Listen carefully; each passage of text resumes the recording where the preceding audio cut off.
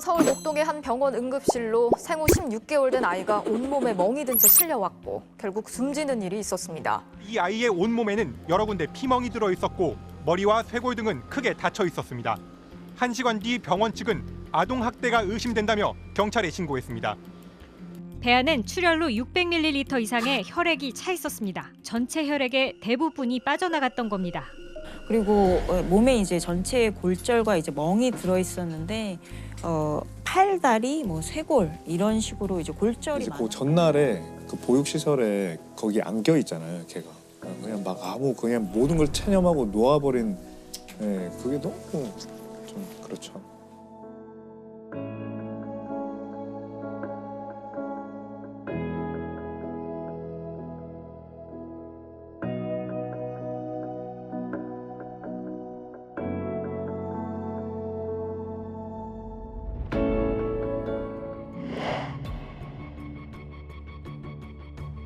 그 엄마가 아이가 밥을 잘 먹지 않는다 이렇게 얘기를 하니까 그러면 온종일 굶겨봐 이런 메시지를 이제 아빠가 보내요. 병원에 데려가 형식적으로 그 아빠가 그러는 게 좋겠다 번거롭겠지만 이런 답을 보내요.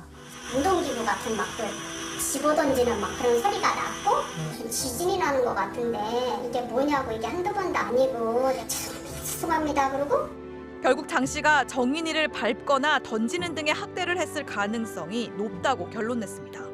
충격으로 아기는 목이 뒤로 꺾이고 유모차는 그대로 벽에 부딪힙니다.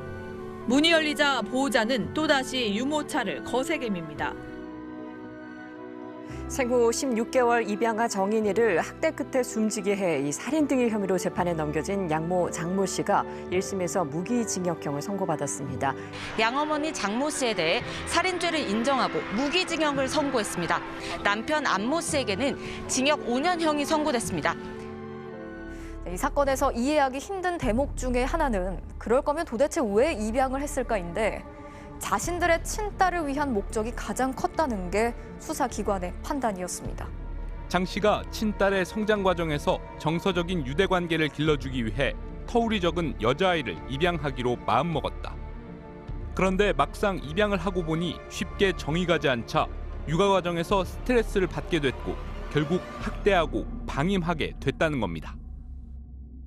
숨지기 열흘 전 아마도 억지로 카메라 앞에 나왔을 TV 방송에서는 깡 마르고 검게 변한 얼굴에 미소를 잃어버린 얼굴이었습니다.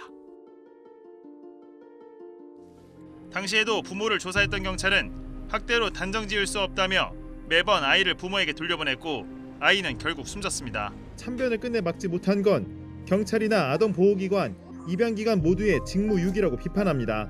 더 적극적으로 개입해 아이를 바로 분리하거나 건강 상태를 수시로 살펴 조치했어야 한다는 겁니다. 이게 3번이나 그런 것들이 반복적으로 그리고 기간도 그렇게 길지 않아요. 신고된. 근데 조금만 주의를 기울였으면. 네. 근데 우리가 지금 아쉬운 게 시스템이 없었던 건 아니에요. 제대로 작동 안 한 게 굉장히 이제 아쉬운 거죠. 예를 들면 마지막에 이제 의사가 정말 아동 학대다. 그래서 신고를 했을 때도 법에 예정된 절차를 뭐 분리 조치를 하든 형사 절차로 입건해서 그걸 조사를 하든 그렇게 안 한 거죠. 경찰 입장에서는 이것을 강제 분리를 하게 되면 부모가 소송을 했을 때 모든 것을 경찰이 다 책임을 지는 방법밖에 없었어요.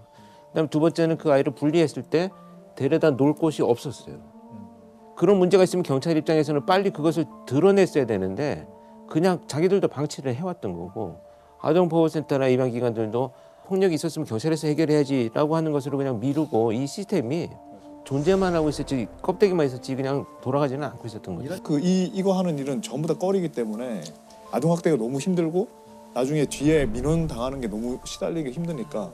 그래서 지금 이제 경찰에서는 그 이후에 이제 대책을 뭐 전문가 양성을 하고 인센티브를 많이 줘서 일하는 그 경찰관들이 좀 소신 있게 일하게 하겠다라고 하는데 그만큼 이제 제도적인 것들도 빨리 뒷받침들이 되어야지 경찰 자체적으로 하고는 자구적 노력만으로는 아직 부족하지 않나 하는 생각이 좀 안타깝습니다.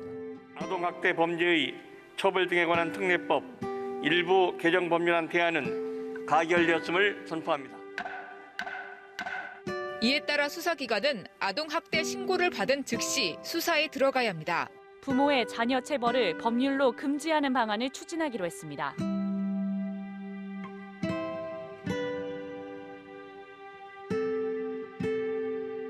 학대 피해 아동에 대한 즉각 분리 제도가 시행됐습니다.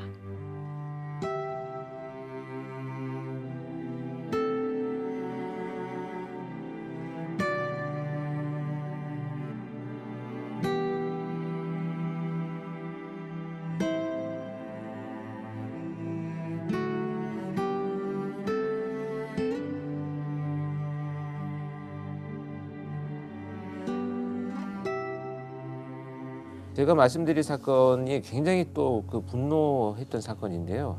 그 2005년에 한 프로그램에서 이 아버지가 백악종이라는 그 질병이 있습니다. 그러니까 이가 다 빠져가지고 어금니만 남게 되는데 이게 전 세계에 한 2% 정도 되는 희귀병이라고 합니다. 그래서 치료가 잘 안 되고 있는데 그것이 자기가 그 병을 앓고 있고 그 딸한테도 이게 이제 유전이 됐다고 해서 방송에 나와가지고 이게 불과 몇 달 만에 기본해진 거거든요. 성장 속도에 맞춰서 얘가 더 커지는 거예요. 계속해서.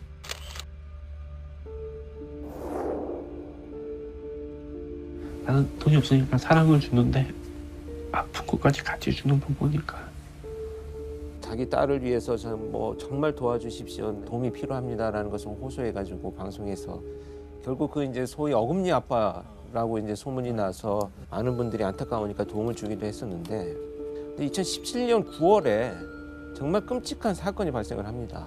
자기 딸, 당시에 14살 된 자기 딸의 친구를 수면제를 먹여서 잠이 든 이 아이를 이제 성추행을 하다가 이 아이가 잠에서 깨어나니까 이 아이를 살해한 사건이 발생했습니다.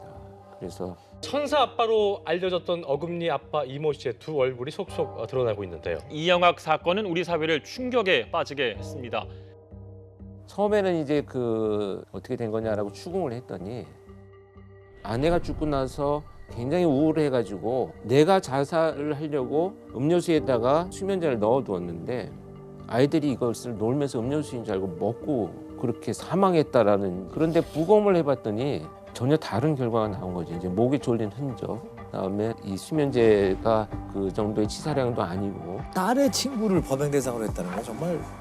그런데 이제 이 범인의 이제 포렌식을 해가지고 조사를 해봤더니 기존에 이미 이 씨는 자택 건물 5층에 사무실 같은 여러 개의 방을 두고 평소 최소 2명에서 서너 명의 젊은 여성들과 함께 지냈습니다. 그런데 이 범죄자가 참 특이한 게 14살부터 19살까지 요 미성년자네요. 미성년자인데 아주 교묘합니다. 13세 미만이면 처벌이 훨씬 더 커요. 그러니까 이건 형량상으로 봐서도 다 경계선을 넘어가고. 그걸 계산해서 한다는 거예요? 네, 계산을 했어요. 왜냐하면 이영학이가 자기 아내를 만날 때가 14살에서 만나서 16살에 이 딸을 낳았거든요. 그러니까 충분히 알고 있었고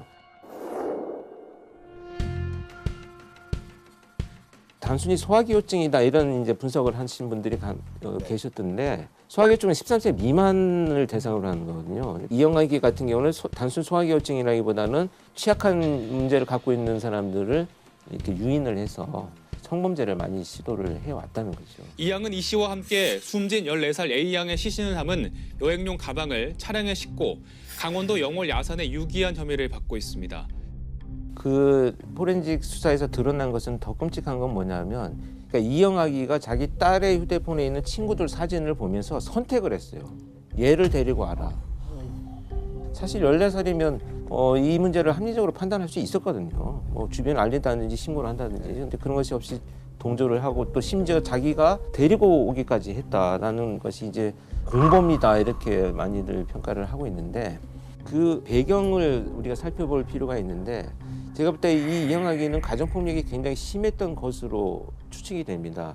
그런 폭력이 계속 이어져 왔기 때문에 내가 어떤 방식으로 하면 더 이상의 폭력을 받지 않는다는 것이 이미 학습이 되어버린 것 같아요.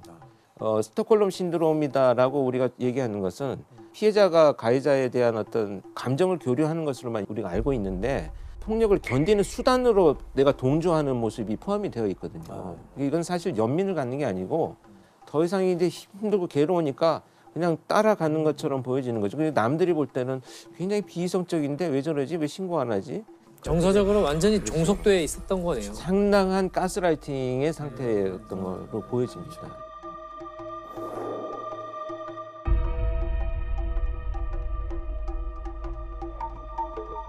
파면 팔수록 드러나는 이영학의 추악한 실체는 온 국민을 충격과 분노에 빠뜨렸는데요. 하지만 여기서 끝이 아닙니다. 이 이영학이라는 자는 이제 속속들이 정말 악의 모습이 드러나게 되는데요. 기존에 이미 성매매를 알선하는 사이트를 운영을 해왔었고 거기에 아내가 포함이 됐어요. 이 씨는 일종의 포주 노릇을 하며 여러 여성들을 모집해 성매매를 알선하고 나아가 아내까지 다른 남성들과 성관계를 갖게 한 것으로 나타났습니다. 그런데 그 장면을 제가 보니까 온몸이 문신이에요. 이 아내가.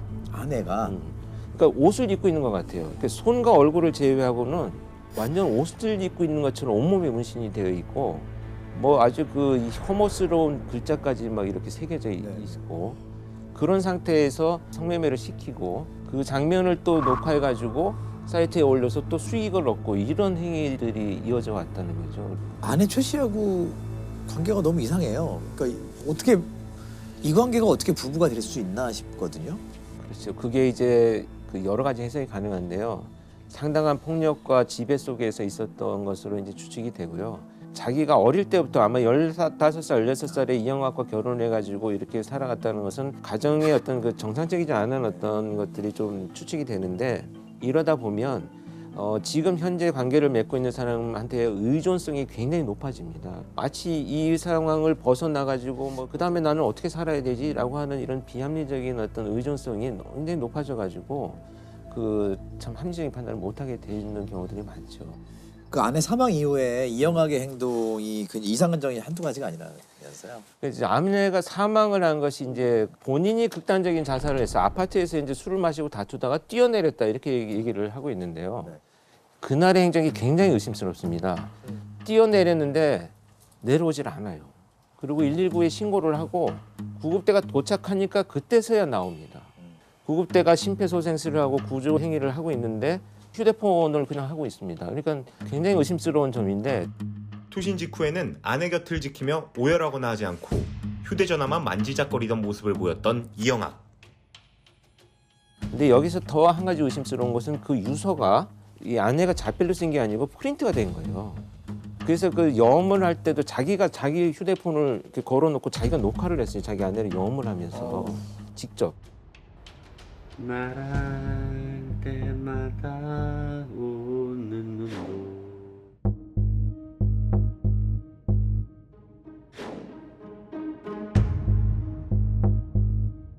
이영학의 아내 최 씨의 죽음을 두고 그동안 자살이냐 아니냐 많은 의혹이 제기됐는데요. 사실은 이제 그 사망하고 나니까 그래서 밝힐 수 있는 방법은 없고 내가 싸웠다라고 하니까 뭐 이런 상처들도 났다. 또 다른 방에 있어서 못 봤다 이렇게 진술하고 있기 때문에 그 수사에 대해서는 사실 입증할 수 있는 자료가 굉장히 부족한 상태입니다. 안타까운 것은 자기 아내와 딸은 결국은 자기의 어떤 그 금전적인 목표를 이루기 위한 도구로만 이용됐다는 그런 안타까운 사건이죠.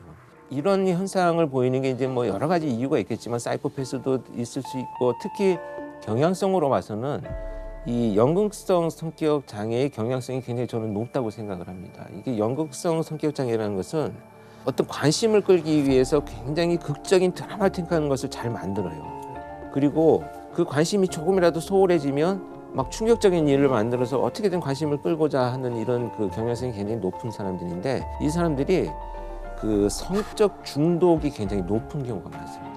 그러니까 성과 관련된 어떤 행위라도 합니다. 심지어 아내를 성매매 시키면서 찍어서 동영상을 뭐 판매하고 말이죠. 이런 정말 저는 악마 이런 말도 표현하기 싫어요. 악마도 못 되는 인간들인데 이영학의 형량은 어떻게 되었나요? 처음에 사형이 선고가 됐었는데 이제 또 이제 항소를 하고 그래서 무기징역으로 이제 감형이 됐는데. 저런 겁니다. 이제 난치병을 앓고 있었고 어려서부터 뭐 학력이 좀 떨어지고 그래서 정상적인 판단하지 못하지 않았느냐 이런 것들이 좀 감안이 됐고요. 그다음에 아내 사망 후에 뭐 분노, 죄책감, 충격 등을 경험했다라고 하는데 이것은 다 반영이 됐네요. 네, 그 얘기들이. 반영이 됐어요. 또 왜곡된 성적 충동을 해소하거나 억제할 방법을 찾지 못해서 우발적인 살인이 일어난 것으로 보인다. 일단 판결문 자체가 좀 납득이 안 돼. 지금 얘기를 들어보면.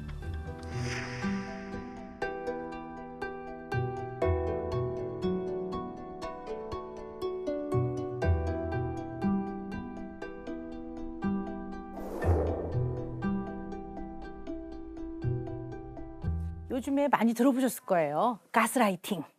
네. 굉장히 다양한 사회적인 상황에 적용을 해서 쓰는 것 같아요. 부모 자녀 관계에서도 이런 일들이 벌어지게 됩니다. 그리고 이런 거 있잖아요. 이제 어떤 아이가 학교에서 이제 조금 풀이 죽어 있어요. 그러니까 이제 선생님이 너 왜 오늘 나가 놀지? 그래서 왜 이렇게 풀이 죽어 있니? 그랬더니 이제 A라는 아이가 제가요 다니는 영어 학원에서요 제가 레벨 테스트를 좀 못 봤어요. 아 그랬구나. 그래서요. 얼마나 우리 엄마가 알면 그거 속상할까 싶어서 제가 너무 마음이 안 좋아서 이러고 있어요. 라는 아이, 이제 A가 이렇게 말을 해요. 근데 똑같은 상황에서 B라는 아이는 저 시험 너무 못 봐가지고요. 아빠한테 혼날까 봐요. 나 지금 너무 걱정돼요. 이렇게 말을 해요. 어느 쪽이 가스라이팅일까요? 가스라이팅을 다 받은 아이일까요? 여기서도 가스라이팅이 존재합니다. 되게 좀 네. 비슷한 예인데. 네. 전자.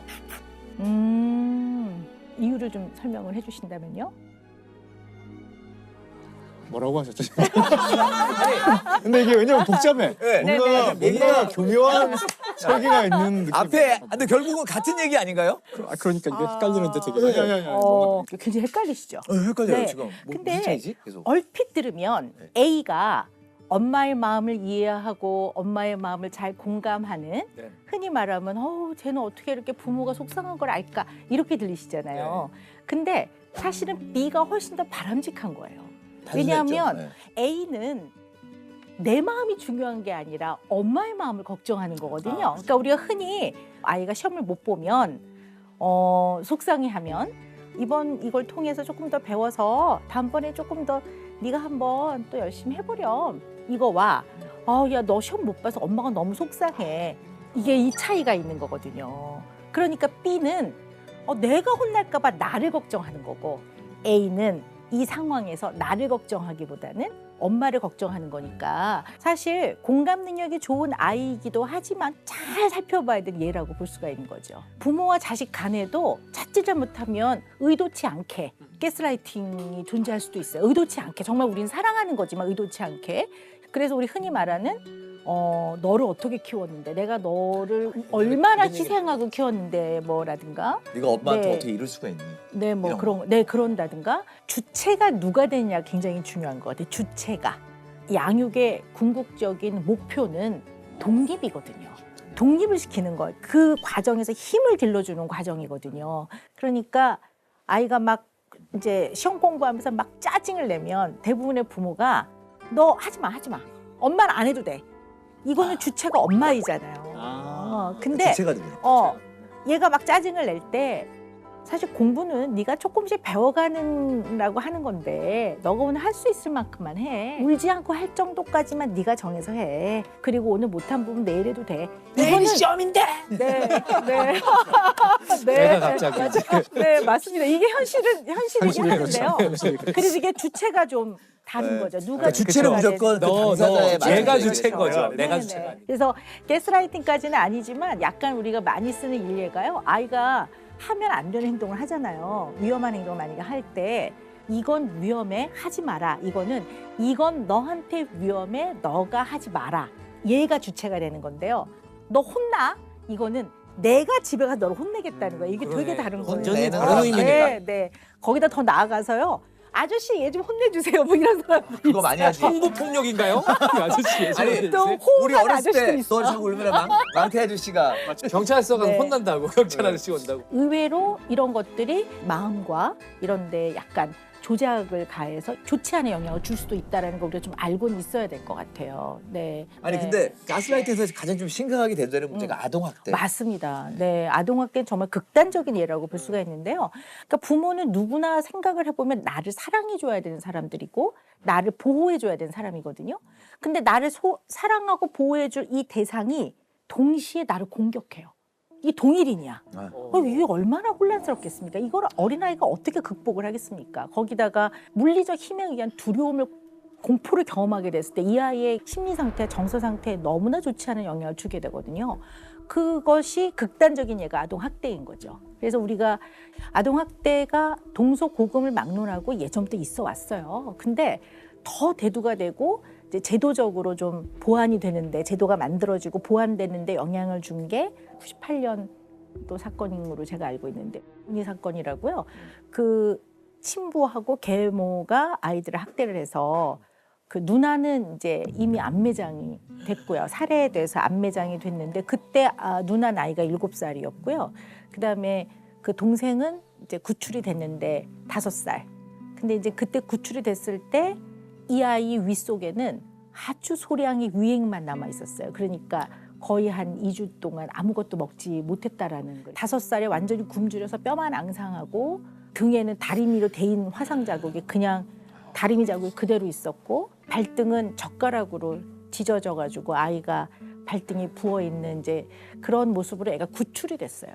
그래서 구출이 된 다음에 이제 병원에서 치료를 받고 그리고 위탁 가정에 이제 가게 됐는데 거기서 이제 굉장히 어려움이 많았던 거죠. 왜냐하면 본인이 그 생애 처음으로 만난 타인인 부모가 자기를 학대를 했는데 이 세상을 어떻게 믿으며 이 아이가 어떤 마음으로 살았을까 하는 거는 생각만 해보면 이해할 수 있을 것 같습니다. 얼마나 공포스럽고 두려웠을까. 그리고 누구와 가까운 관계를 맺는 것이 얼마나 어려웠을까. 이제 이런 것들을 생각해 볼 수 있는데요. 그래서 위탁 가정을 좀 전전하다가 어려움이 너무 많아서 이 아동학대를 겪은 아이들이 지내는 쉼터가 있어요. 그때 제가 이제 그를 만나게 됐었죠. 그래서 오랜 기간에 이제 치료 후에 굉장히 어려움이 많았지만 그래도 본인도 많이 노력을 하고요. 그래서 학교도 이제 검정고시를 치르고 그렇게 해서 이제 저는 이제 그 이후로는 만나지 못했고요.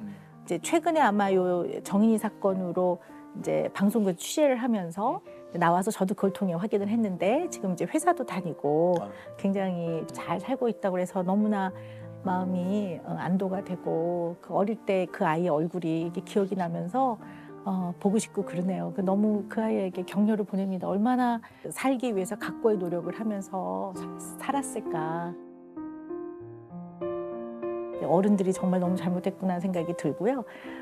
네. 학대 당한 아이의 후에 잘 자라라는 이야기도 좀 다 들려왔으면 좋겠어요. 네, 보통 사건 이후에 당연히 이제 사망한 사건이나 이런 경우에는 이제 그렇게 해서 가슴 아픈 상태로 끝이 났지만 사실 생존하는 아이들, 살아남은 아이들이 어떻게 살아가고 있나를 이렇게 한번 알게 되는 것도 되게 중요하다는 생각이 듭니다. 네.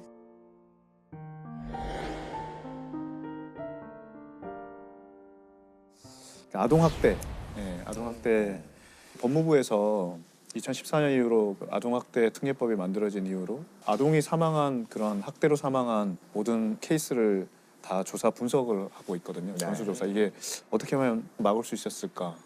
왜 이걸 막지 못했을까? 지금 제가 말씀드리려는 몇 가지 사건도 좀 인천과 관련이 좀 깊습니다. 예를 들면 지금 이제 인천 계부 목검 사건이라고. 계부 목검. 네. 목검으로 많이 때려가지고 이제 사망에 이르게 한 사건인데요. 20대 계부 이모 씨는 5살 아이의 손과 발을 묶고 목검으로 때렸고 아이는 학대를 당하다 숨졌습니다. 엄마 신모 씨는 남편이 손발을 뒤로 묶어 아이 몸이 활처럼 휘었다고 당시 상황을 증언했습니다.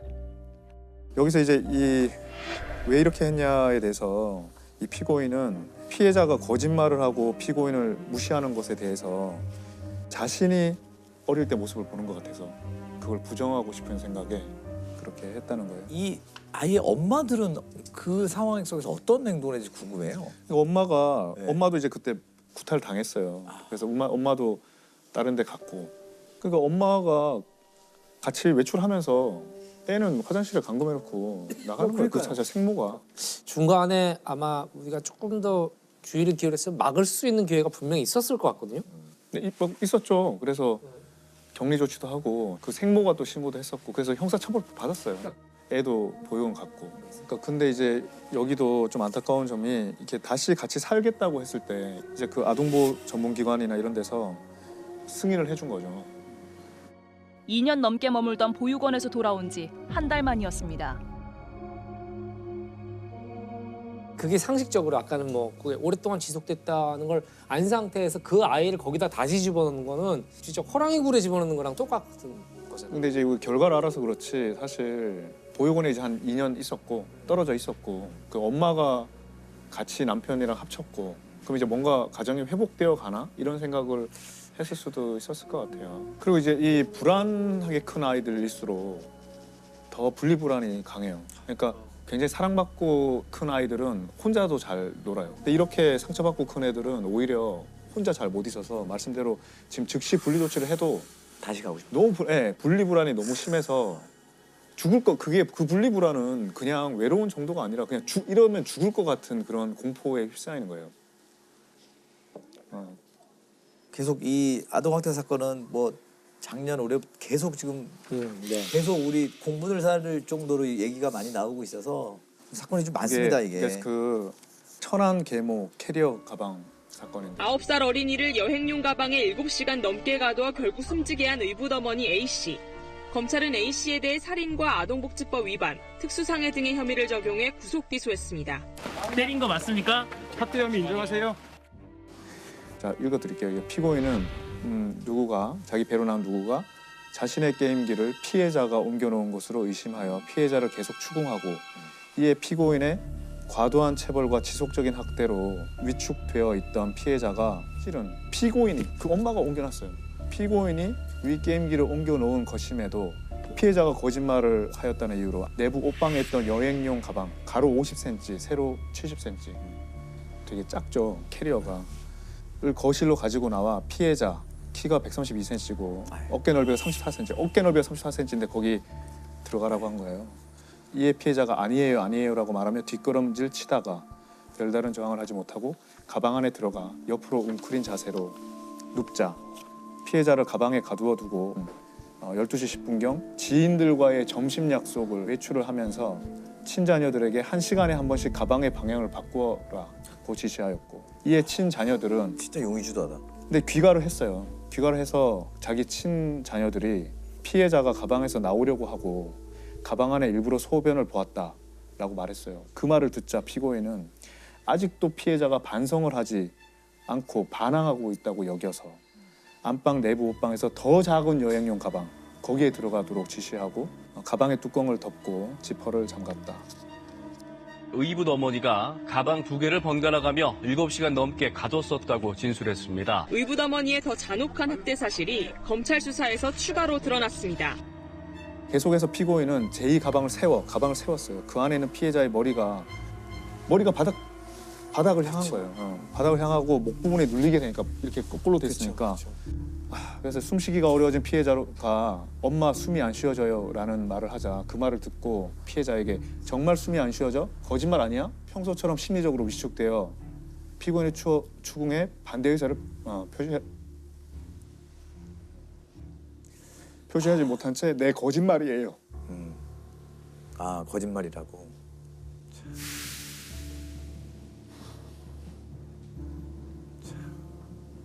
얘가 이제 너무 힘드니까 가방 내부에 그 박음질이 된 천을 뜯어서 거기 나가려고 가방에 뜯어진 부분으로 손을 내밀자 피해자에게 넣어라고 말하였음에도 넣어 그랬는데 손을 넣지 않자 이를 자신에 대한 반항과 진정한 반성이 없는 행동으로 여기고 분노하였다. 이에 피고인은 당시 73kg의 체중으로 그 가방 위에 올라가서 앉았다가 올라가 뛰거나 밟고 이에 피해자가 울며 숨이라고 소리를 지르는 등 고통을 호소하였음에도 계속 뛰거나 밟았다. 살인이네. 아니 그 이렇게 이 아이가 믿고 키우고 싫으면 아이를 왜 맡았느냐가 저는 이해가 안 되는 거예요. 그렇지 이렇게 미운 애를 자기 입장에서는 그러니까요. 남편과 싸우고 이러면 애한테 화풀이 하는 거예요. 피해자한테 평소에 막 그렇게 괴롭히면서 너 마음속으로 나한테 욕했지 하면서 모든 걸 자기 통제하에 놓고 마음까지도 통제해 버리려고. 가기 전에 징역 22년을 지금 받았는데 2심에서 25년으로 역시 아까랑 똑같고 이 같이 있었던 이 피고인의 친자식들 이런 상황에 가담 내지는 목격하고 어쨌든 동조하게 된 거잖아요. 친모의 애들은 친모의 범죄를 증언해요. 이렇게 했고 이렇게 다 얘기해요. 아 이게 그 아이들 얘기가 참조가 많이 그거죠. 근데 하여튼 이 엄마는 반송문을 이제 수많은 반송문을 제출했는데 피해자가 거짓말과 나쁜 행동을 하고 이해할 수 없는 행동을 해서 큰 방법이 물거품으로 돌아가고 실망스러운 피해자의 모습을 봤다. 그 아이의 길을 꺾기 위한 일종의 기싸움이었다라고 이야기합니다. 그러니까 판사도 피고인의 진정으로 반성하고 참여하고 있는지 의문이다 이렇게 써놨죠. 저 25년도 왜 이렇게 모자란 것 같죠? 피해자의 유족과 학교 선생님, 이웃 주민이 기억하는 피해자는 밝고 명랑하고 춤추기 좋아하며 친구들과도 잘 어울리는 어린아이였다. 꿈이 경찰관이었대요. 경찰관이 꾸미던 아이는 피고인의 지속적인 학대 가운데 점차 말수가 줄고 잘못하지 않은 것도 잘못했다고 인정하는 등 가정 안의 왕따로 외롭게 지내다가 엄마라고 부르던 마지막까지 숨을 외치며 자신을 구해줄 것으로 믿었던 피고인에 의하여 그렇게 생명을 잃었다. 또 다른 네 맞아. 이게 제가 예. 이 사건이 되게 의미가 큽니다. 서현이 사건인데요. 이게 서현이 사건은 2013년에 있었는데 최초로 아동학대 사망 사건을 살인죄로 인정한 사건이고요. 네. 그걸로 아동학대 처벌에 관한 특례법도 만들어진 굉장히 중요한 사건이죠. 이모 양을 때려 숨지게 한 계모 40살 박모 씨에 대해 울산지검이 학대치사가 아닌 살인죄를 적용해 구속 기소했습니다. 갈비뼈 24개 가운데 16개가 부러지고 사망에 이르도록 치명상을 입혔다고 강조했습니다. 울산 서현이 사건 등을 계기로 아동학대 처벌을 강화하는 내용의 아동학대 범죄처벌 특례법 제정안을 통과시켰습니다. 피고인이 피해자 당시 7세에 대한 폭력을 지속적으로 행사하여 오던 중 피해자가 소풍을 가기 위하여 식탁 위에 놓아둔 현금 2,300원. 2,300원. 네, 2,300원을 훔치고도 안 훔쳤다고 거짓말한다는 이유로 순간적으로 격분하여 35분 동안 전신을 닥치는 대로 때렸다. 옆구리를 많이 다쳤는데 이거는 사람이 본능적으로 이렇게 막잖아요. 예, 이 판결문에 나오는데 옆구리를 그렇게 많이 다친 거는 그러니까 이게 손을 들게 하고 때렸다는 거예요. 같은 날 좀 있다가 또 피해자가 그런데도 피고인에게 미안해요 엄마 소풍을 가고 싶어요. 그래도 소풍을 가고 싶다고 한 거야.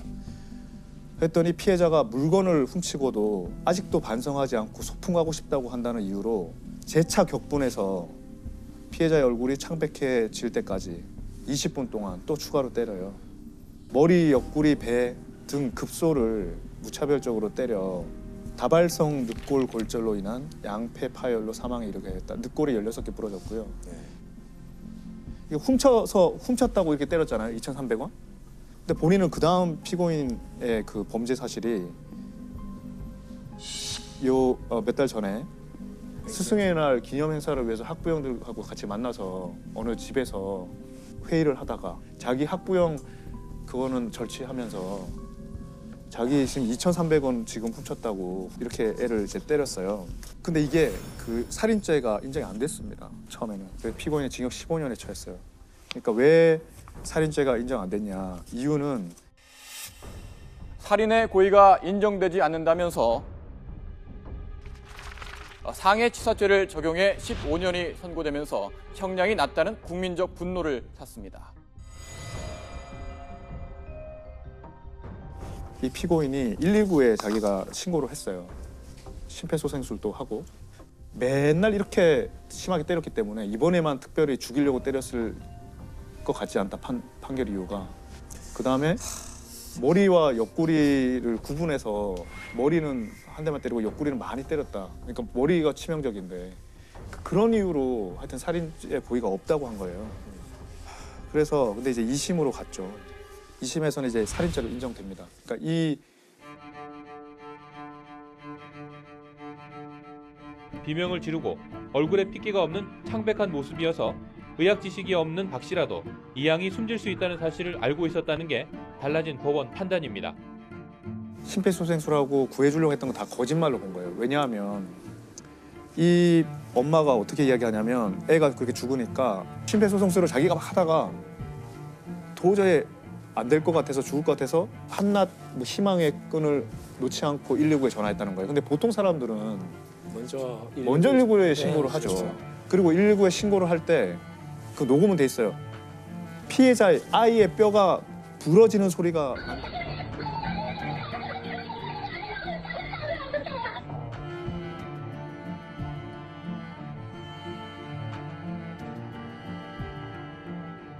자기가 다 부러뜨려 놓고 갔다. 그리고 119 도착했을 때는 바닥과 욕조와 피가 다 닦여 있었어요. 브루스타라는 약품을 뿌리면은 피가 형광색으로 빛나거든요. 그걸 했더니 이제 피가 다 닦여 있었던 안 보이던 피들이 다 드러나는 거예요. 살인이죠? 살인이죠. 2심에서? 예, 2심에서 최초로 살인죄를 인정을 했습니다.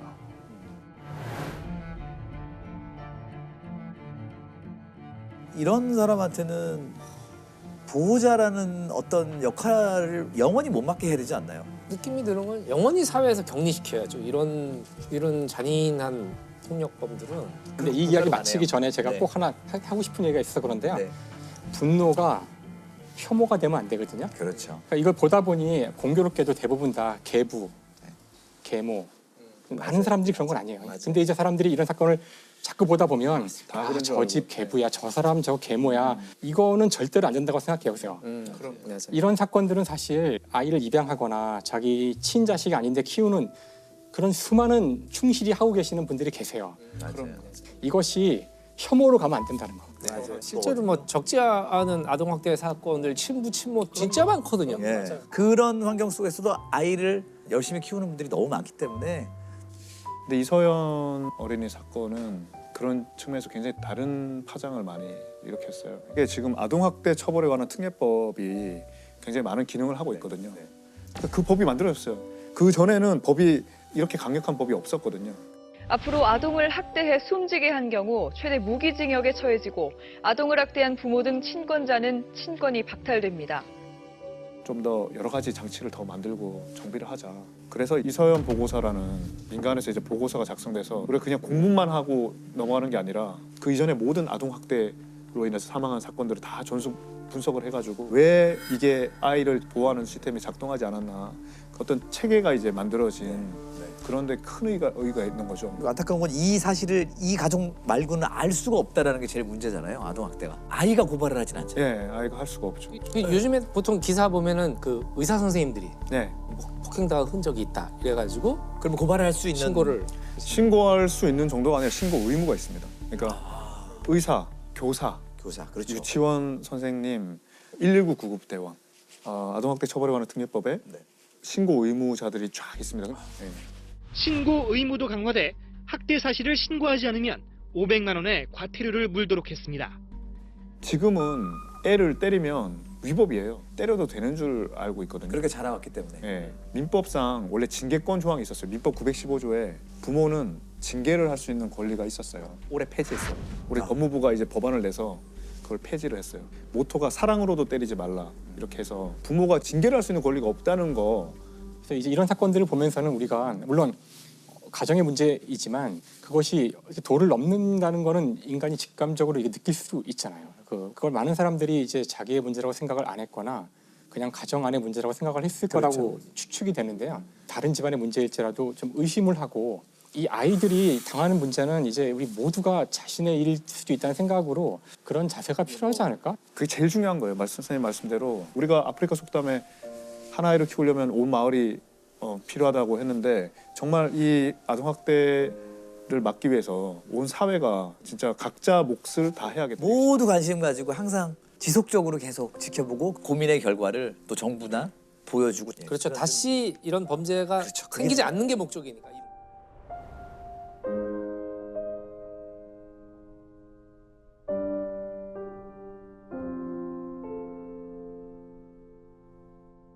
우리나라가 DNA 이제 수사에서 자신감을 갖게 된 것이 설해마을 영화 살해 사건이라고 그러더라고요. 그래서 이제 프랑스인이죠. 프랑스인 한국에 있던 외국인 자신의 집 냉장고에서 영화의 사체 두구를 발견했다고 경찰에 신고를 한 거죠.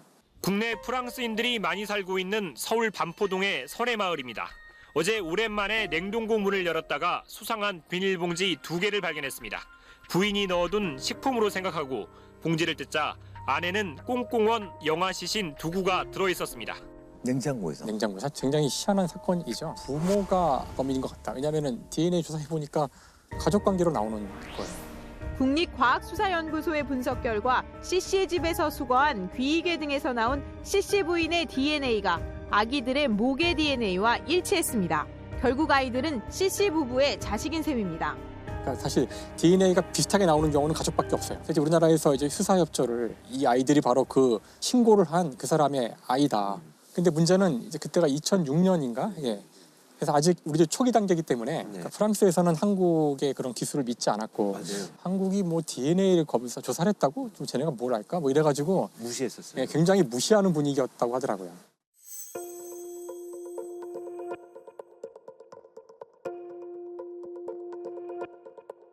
꼬르조 씨 부부는 자신들이 살고 있는 뚜루에서 가진 기자회견에서 자신들은 숨진 영아의 부모가 아니라고 밝혔습니다. Nous ne sommes pas les parents de ces deux enfants.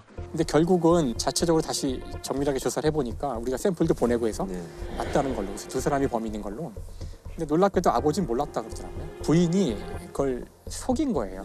프랑스 측 DNA 분석 결과에서도 숨진 영아들의 부모가 맞는 것으로 확인됐다고 프랑스 현지 검찰이 밝혔습니다. 심리학자들은 베로니크의 범행이 임신 거부증이라는 정신병과 관련이 있을 가능성이 있는 것으로 보고 있습니다.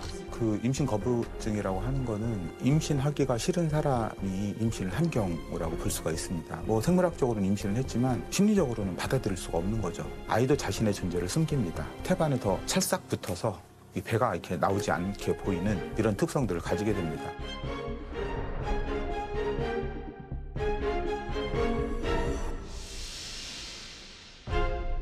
그때 이제 우리나라의 그 DNA 검사하는 것이 국제적인 수준이라는 사실을 알게 됐고 그때 굉장히 자랑스러워했다고 말씀하시더라고요. 그러니까 세간에는 이제 도가니 사건으로 많이 알려져 있었죠.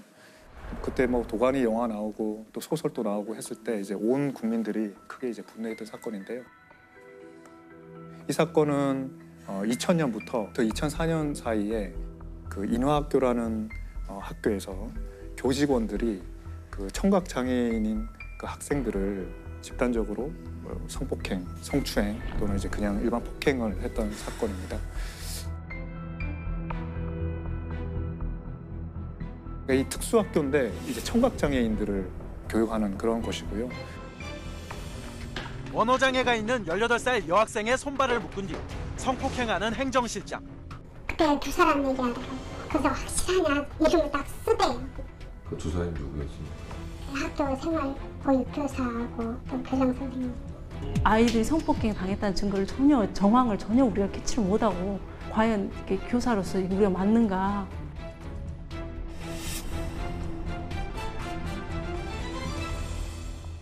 어릴 때부터 청각장애를 가지고 있으면 또 아무래도 이제 말도 잘 하기 좀 불편하고 그러다 보면 이제 지능 장애가 있는 경우도 좀 있습니다. 그래서 그런 아이들을 이제 그 교장, 뭐 행정실장, 교직원 이런 사람들이 성폭행이나 성추행을 했던 사건이고요. 여러분 이제 영화를 보셨는지 모르겠는데 영화를 보시면은 되게 그 참혹하잖아요. 정말 보기 힘들더라고요. 네, 그 나이 많은 교장이 막 그게 이제 소설보다 훨씬 수위를 낮춰서 영화를 만들었다는 거고요. 저는 이제 이번에 판결문을 다 봤는데 소설보다 훨씬 더 소설보다 더 힘들고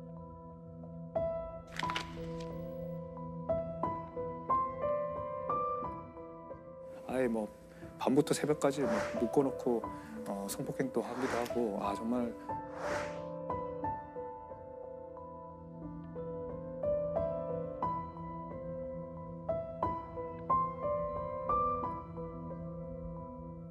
정말 참 충격적인 그런 사건입니다.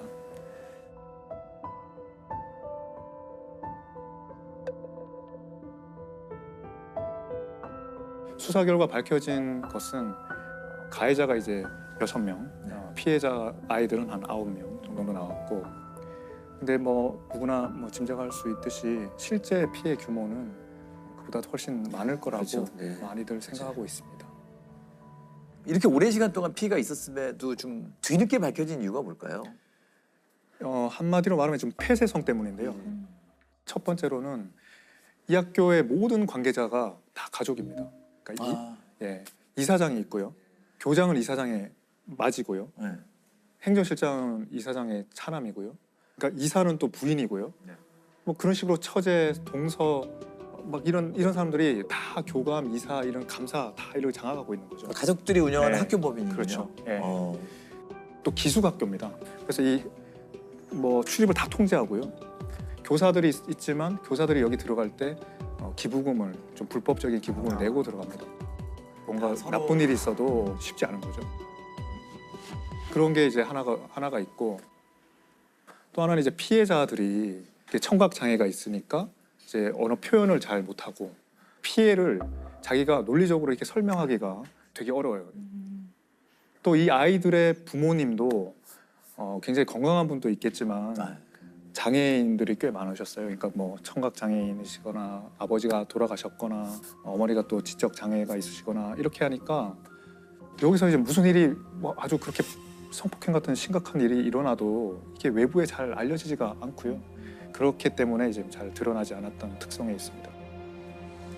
어떻게 알려지게 됐나요? 이 사건은 2005년도에 이 내부에 이제 교사가 계셨는데 그분도 청각 장애가 있으세요. 예. 근데 그분이 학부형한테 이제 전화로 신고를 받은 거죠. 우리 딸이 행정실장한테 이런 몹쓸 짓을 당했다고 한다. 그 선생님도 이제 여러 가지 문제로 그 재단에 밑보이면 안 되는 입장이잖아요. 근데 이거는 그냥 물에 빠진 아이를 보고 구해줄 수밖에 없는 그런 상황에 자기가 마주하게 됐다는 거죠. 굉장히. 여자 소방에서 몹쓸 했다고 피해자들이 저한테 말했는데 농학생들이 겪은 고통 피해는 제가 바로 겪는 고통과 같다고 생각하고 있기 때문에 결코 그대로 침묵할 수 없었습니다. 어떤 식으로든 피해 학생들을 구제하겠다는 생각 그 일념뿐이었습니다.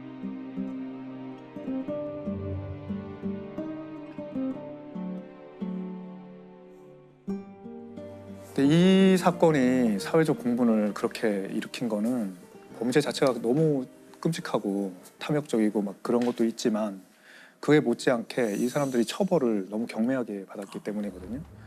그러니까 뭐 10몇 살짜리 강간한 교장이 결과적으로는 징역 2년 6월에 집행유예 3년. 행정실장도 징역 8개월.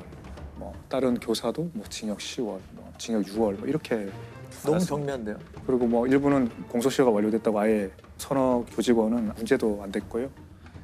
당시 가해자로 지목된 6명 가운데 4명만이 실형을 선고받았고 이들마저도 항소심에서 집행유예로 풀려났습니다. 그러니까 저도 제가 판사 때 이 사건이 나왔는데요. 이게 지금 와서 돌아봐서 이제 여러 가지 이 원인이 뭘까 생각해 보면 뭐 크게 두 가지인 것 같습니다. 그 당시 법이 가해자에게 좀 유리한 측면들이 있었고요. 기본적으로 성범죄가 다 친고죄였습니다. 친고죄라는 거는 피해자가 고소를 해야만 수사를 진행할 수 있고 또 재판을 할 수 있는, 판결을 할 수 있는 그런 거였거든요. 피해자가 고소를 안 하고 있거나 피해자가 처음에 고소를 해도 합의를 해가지고 고소 취소가 되면 그냥 그 순간 수사도 중단하고 재판도 중단하고 그냥 처벌을 면하는 그런 시대였죠. 지금 시대랑 안 맞는 거죠. 예. 그리고 두 번째는 이제 고소를 하더라도 고소의 기한이 정해져 있었어요. 예. 예. 고소를 그냥 아무 때나 할 수 있는 게 아니라요. 그렇죠. 범인을 안 날부터 1년이거든요. 예. 그 당시 법이 범인을 안 날부터 1년이에요. 아 그래요? 이 사건에서 어떤 아이가 피해자인데 얘는 지금 무섭고 부끄러워서 이 피해를 말하지도 못하는 상황이었어요. 근데 이제 막 사건이 문제가 돼서 다른 아이의 대한 수사가 진행되고 있었어요. 그럼 경찰에서 참고인으로 이제 불려가서 얘도 조사를 받잖아요. 그 조사를 받는데 아직은 자기 사건이 문제되지 않은 상황이거든요. 근데 법원에서 그때 남의 사건이 문제됐을 때 그때 경찰 만났으니까 그때 고소할 수 있었잖아. 그 시점부터 계산하는 거예요. 근데 어른도 쉽지 않죠.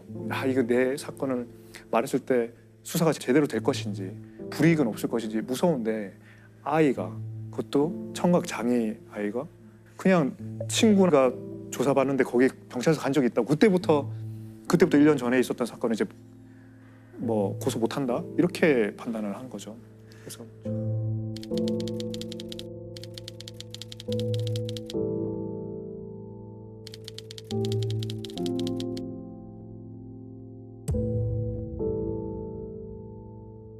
또 하나 이제 그 판사들이 이제 판단한 것 중에 또 하나는 이제 이런 고소기간 친고죄가 아닌 범죄로 검찰에 이제 그때 기소를 해보려고 그랬어요. 그러니까 장애인에 대한 중간간죄로 기소를 했습니다. 이 범죄자들을. 그러니까 고소기간이 많이 지나도 할 수 있잖아요. 근데 중간간죄가 뭐냐면 원래 강간죄는 폭행 협박으로 피해자를 이제 제압하고 간음을 하는 거거든요. 근데 중간간죄는 어떤 다른 사유로 이미 제압 당해 있는 거예요, 피해자가. 뭐 약에 취해 있거나 뭐 교통사고 당했거나 그런 상황에 있는 피해자를 거의 한거불능에 있는 피해자를 간음한 거죠. 이제 그런 걸로 이제 기소를 했는데, 근데 이 아이가 어떤 상황이었냐면 가해자의 방에 들어가서 거의 이제 그 육체적으로 뭐 짓눌려 있는 상태인데 그때 수화로 나는 이게 싫다라고 표현을 했고, 그리고 옷을 벗겼는데 자기가 좀 끌어올렸다. 그러면 한 거를 한 거 아니냐? 한 거가 아예 불가능하지는 않았지 않냐? 그래서 이제 한 거 불능이 아니라고 해서 중간간죄가 아니라고 그때 판결을 했거든요. 이게 뭐죠? 좀 말이 안 되는 것 같아요. 네, 맞습니다. 네.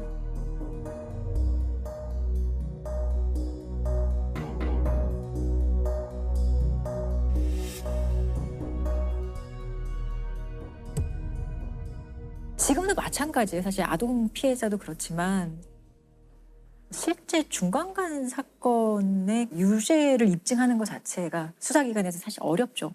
그러니까 의식이 조금이라도 있었거나 한 거 불능이라고 보기 어려운, 그러니까 뭔가 무엇이라도 내가 한 거를 조금이라도 할 수 있었던 상황이 된다? 맞습니다. 그럼 이건 중간간 상황이 맞습니다. 아니에요. 한거 불능이 아니기 때문에 중간간이 아니다가 무죄가 되는 거예요.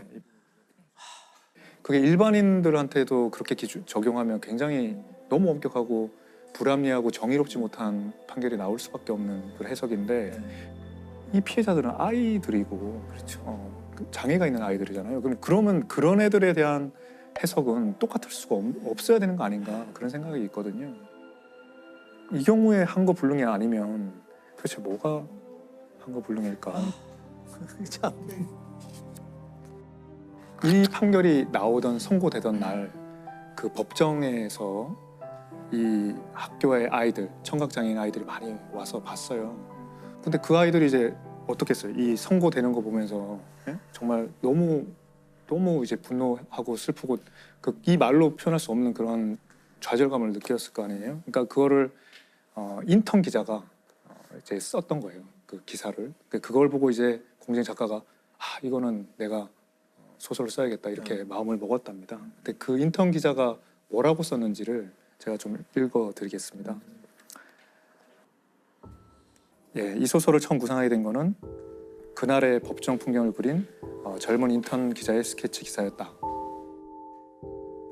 그 마지막 구절은 아마도 집행유예로 석방되는 그들의 가벼운 형량이 수화로 통역되는 순간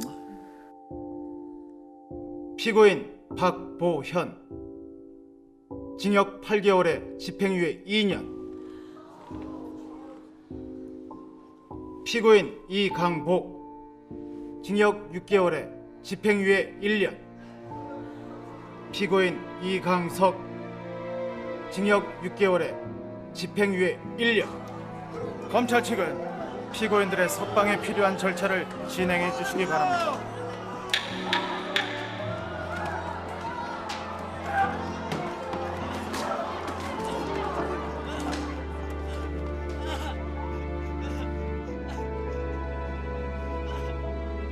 법정은 청각장애인들이 내는 알 수 없는 울부짖음으로 가득 찼다.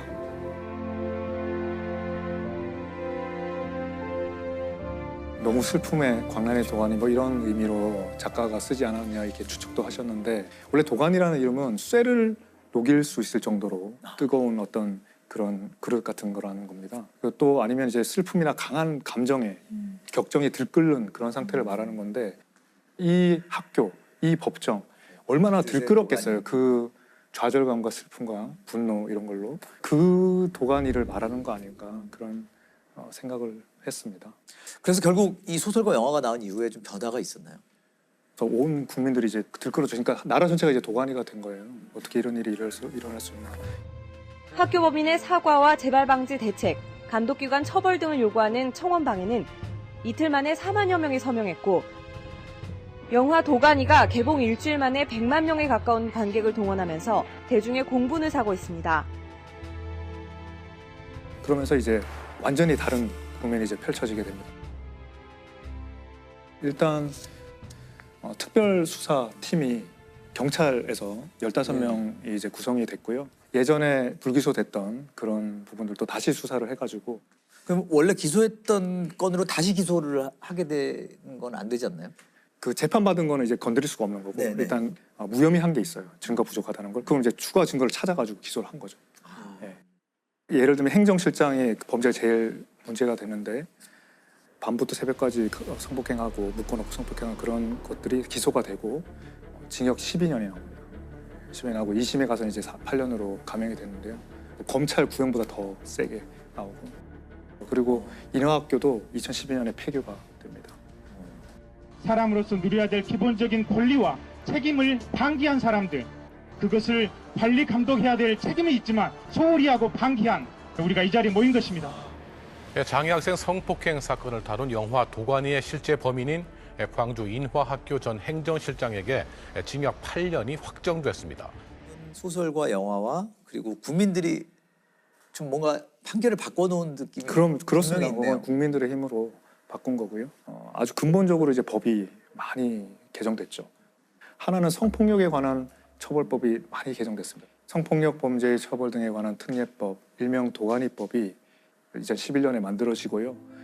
장애인이나 13세 미만 이런 아이들을 이제 그 성폭행했을 때는 친고죄를 다 폐지합니다. 고소 없이도 처벌할 수 있고 그 중간간죄에서 한거 불능의 요건이 없어집니다. 그래서 위력에 의한 간음 이런 것도 넣어가지고 국회는 오늘 본회의를 열어서 도가니법으로 알려진 성폭력 범죄의 처벌에 관한 특례법 개정안을 처리합니다. 장애인 대상 성폭력의 경우 한거 불능 요건을 완화해 성폭력 사범에 대한 처벌을 쉽게 하고 미성년자 대상 성폭력에 대해선 공소시효를 폐지하는 등의 내용을 담고 있습니다. 또 다른 방향에서 이제 개정은 좀 더 근본적으로 보면 사회복지법인이 아까 폐쇄성이 근본적인 원인이라고 했잖아요. 그래서 3분의 1은 외부에서 추천을 받은 사람으로 해라. 또 감사는 변호사나 회계사나 이런 전문직이 해라. 뭐 이런 류의 조항들이 들어갑니다. 이 둘 다 이제 도가니법이라고도 이제 별명이 붙습니다.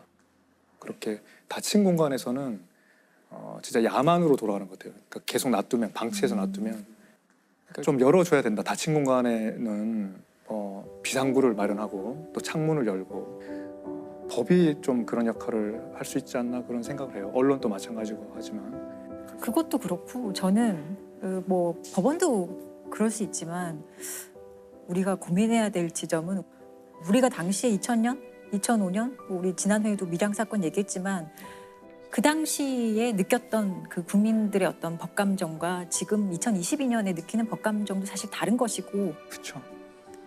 우리가 이런 장애인 아동 성폭력 사건을 바라보는 기존에 정말 안일했던 시각, 인식 그게 저는 가장 큰 문제인 것 같고 그러니까 이게 어쨌든 아픈 사건이지만 이런 걸 계기로 좀 바뀌어 나가고 있다는 건 참 좋은 것 같아요. 여전히 안 좋은 일들은 계속 벌어지고 있지만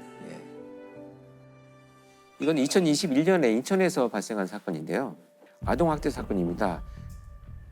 초등학교 3학년인 여자아이가 사망한 채로 발견된 사건입니다. 피해 아동의 어머니인 A씨는 전 남편과의 사이에서 아들과 딸을 낳은 다음에 이제 이혼을 했는데요. 2017년에 이제 B씨와 다시 재혼을 하면서 데려온 딸을 지속적으로 학대하고 폭행을 하게 됩니다. 사망 당시 피해 아동의 상처를 보면요. 온몸에 멍 자국이 있었다 이렇게 알려져 있고요. 8살인데 110cm의 키에 몸무게가 심지어 13kg인 상태로 저체중 상태로 발견됐고요. 13kg. 근데 이제 사망 직전까지도 이 아이한테 이제 밥도 주지 않고 물도 주지 않고 그 물에 젖은 아이를 욕실에 방치해서 결국 그 사망한 채로 발견된 사건입니다. 지난 3월 2일 부모의 학대 끝에 인천에서 숨진 8살 여자아이. 멍자국으로 가득했던 아이의 몸은 극심한 기아에 시달린 듯 바짝 말라 있었습니다. 계부 B씨는 화장실에서 아이가 쓰러져 있는 걸 발견했지만 그대로 두고 거실에서 휴대폰 게임을 했습니다. 결국 아이는 숨졌는데 사인은 영양실조였습니다.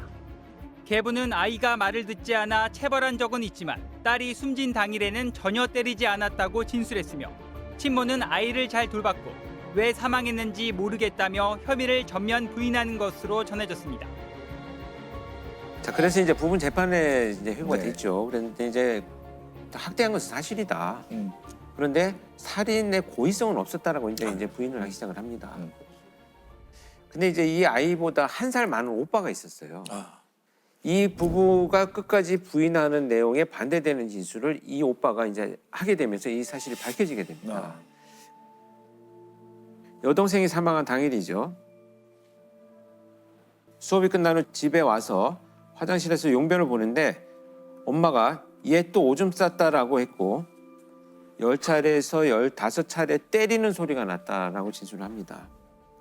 화장실에서 샤워를 한 동생은 쭈그리고 앉아 떨었고 동생의 엉덩이와 발에서는 상처로 인한 딱지가 떨어져서 피가 나고 있었다. 이런 진술을 합니다.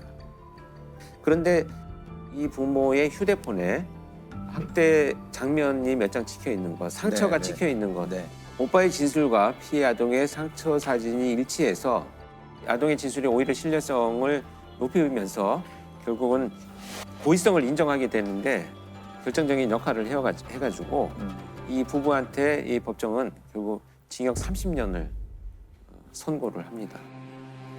10살 딸을 굶기고 대소변까지 먹이는 등 학대해 숨지게 한 혐의로 재판에 넘겨졌던 부모에게 징역 30년이 선고됐습니다. 살인의 고의성이 인정된 데는 오빠의 진술이 결정적이었습니다. 재판부는 숨진 아이의 9살 오빠가 직접 겪지 않고서는 말할 수 없을 정도로 구체적인 범행 수법 등을 묘사하고 있어 고의성도 인정된다고 설명했습니다. 또 이 면담 자체가 이제 전문가가 좀 투입이 되어가지고 4차례에 걸쳐서 이루어졌는데 특히 이제 사회복지사가 입회한 상태에서 진술을 하기도 해서 많은 그 신뢰성이 더 이제 높아졌다 이렇게 보고 있고요. 오늘 제가 말씀드릴 사건은 사회를 떠들썩하게 했던 마지막 유괴 사건이라고 봐도 무방할 사건이 97년 8월 30일 날 발생한 사건이고 전현주 아동 유괴 사건이고 이 당시 전현주가 8개월 임신 8개월에 사실 거의 뭐 만삭의 임산부였기 때문에 그것도 사실 좀 놀라웠던 것 중에 하나예요. 초등학교 여학생을 유괴한 20대 여자가 몸값으로 2천만 원을 요구하고 있습니다. 서울 서초구 잠원동의 한 영어학원. 수업을 마치고 나오던 초등학교 2학년 박대양이 20대 여자에게 유괴됐습니다. 사건은 서울 서초구에서 이제 영어 수업을 마치고 귀가를 해야 하던 아이가 돌아오지 않아요. 그래서 엄마가 막 찾다가 친구들한테 물어보니 어떤 젊은 여성이랑 함께 갔다라는 얘기를 듣고 엄마가 바로 이거는 유괴라고 생각을 해서 경찰에 바로 신고를 합니다. 경찰에 신고를 하고 나서 이제 경찰들이 집에 찾아와서 그 뭐 전화기나 이런 데에 다 그 위치 추적할 수 있는 그런 장치들도 달고 일단은 이 유괴범의 전화가 오기를 기다리거든요. 그러니까 실종 3시간 만에 이제 첫 번째 전화가 옵니다. 여보세요? 잘 있어요.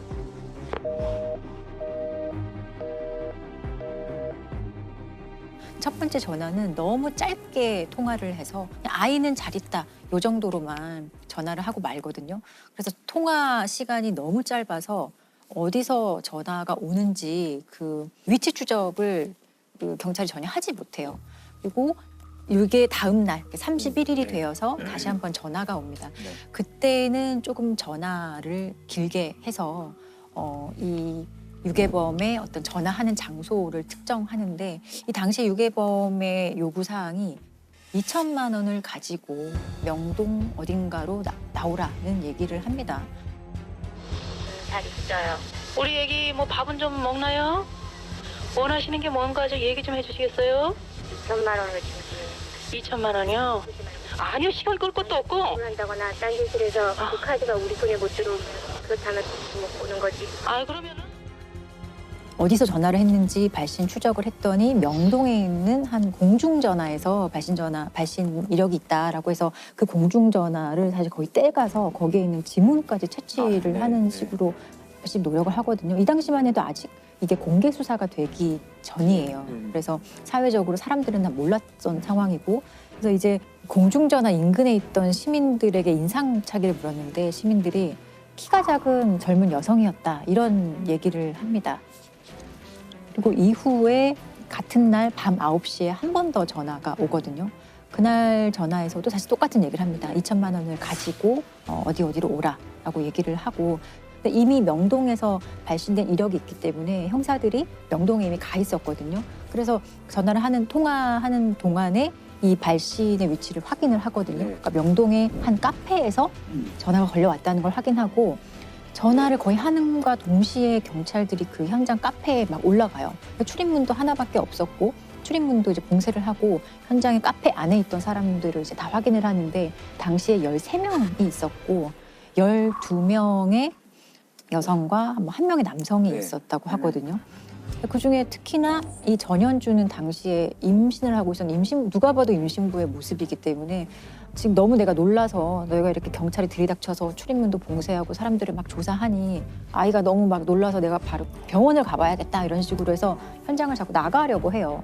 근데 막 사람들도 주변에서 임신부가 저러니까 내보내줘야 하는 거 아니야 라고 생각을 했고, 경찰도 사실은 딱히 특별한 용의점이 없기 때문에 결국 이 임신부 여성의 그 지문만 채취하고 그냥 돌려보내줬고요. 나머지 현장에 있던 사람들도 간단한 신분 조회와 지문 채취만 한 후에 이제 그 카페에서 이제 나갈 수 있게 해줬습니다. 그렇게 좀 사건은 일단 종료가 되고 결국 범인 검거는 못한 거예요. 비공개 수사 기간 동안. 그래서 실종된 지 5일 만에 경찰이 이제 공개 수사로 전환을 하고, 공개 수사로 전환을 하자마자 정말 전 국민적인 관심과 또 이 피해자가 살던 지역에서 거의 모든 동네 사람들이 나와서 막 찾고 또 인터뷰도 하고 각종 제보도 막 쏟아지기 시작을 하거든요. 어떻게 얘기하면서 애를 데려가든가요? 그 언니가 오면서요, 우리 조카도 여기 다니냐고 다니냐 그랬어요. 쌍둥이 2명하고 웃으면서 이렇게 얘기하면서 엘리베이터 타는 걸 봤습니다. 수업이 끝난 뒤 학생들은 유괴 용의자의 수배 전단을 손에 쥐고 거리로 나섰습니다. 한편 서초 구민들도 내일 저녁 양을 찾기 위한 긴급 반상회를 개최하기로 했습니다.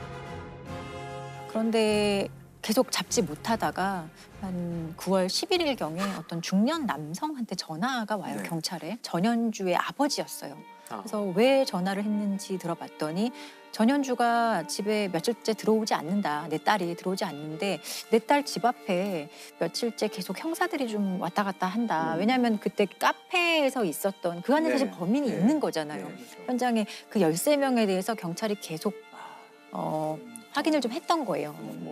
그래서 경찰이 이 협박했던 그 목소리가 있잖아. 2천만 원을 달라라는 그 목소리를 들려주니 이 아버지가 내 딸이 맞다라고 했고, 그리고 지문을 그 공중전화에서 채취한 지문과 전현주의 지문을 확인해보니 일치하는 것도 이제 경찰이 확인을 했어요.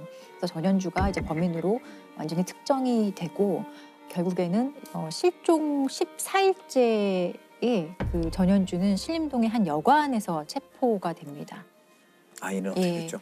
아이는 안타깝게도 유괴를 해간 당일에 이미 목 졸라 살해했던 걸로 밝혀졌어요.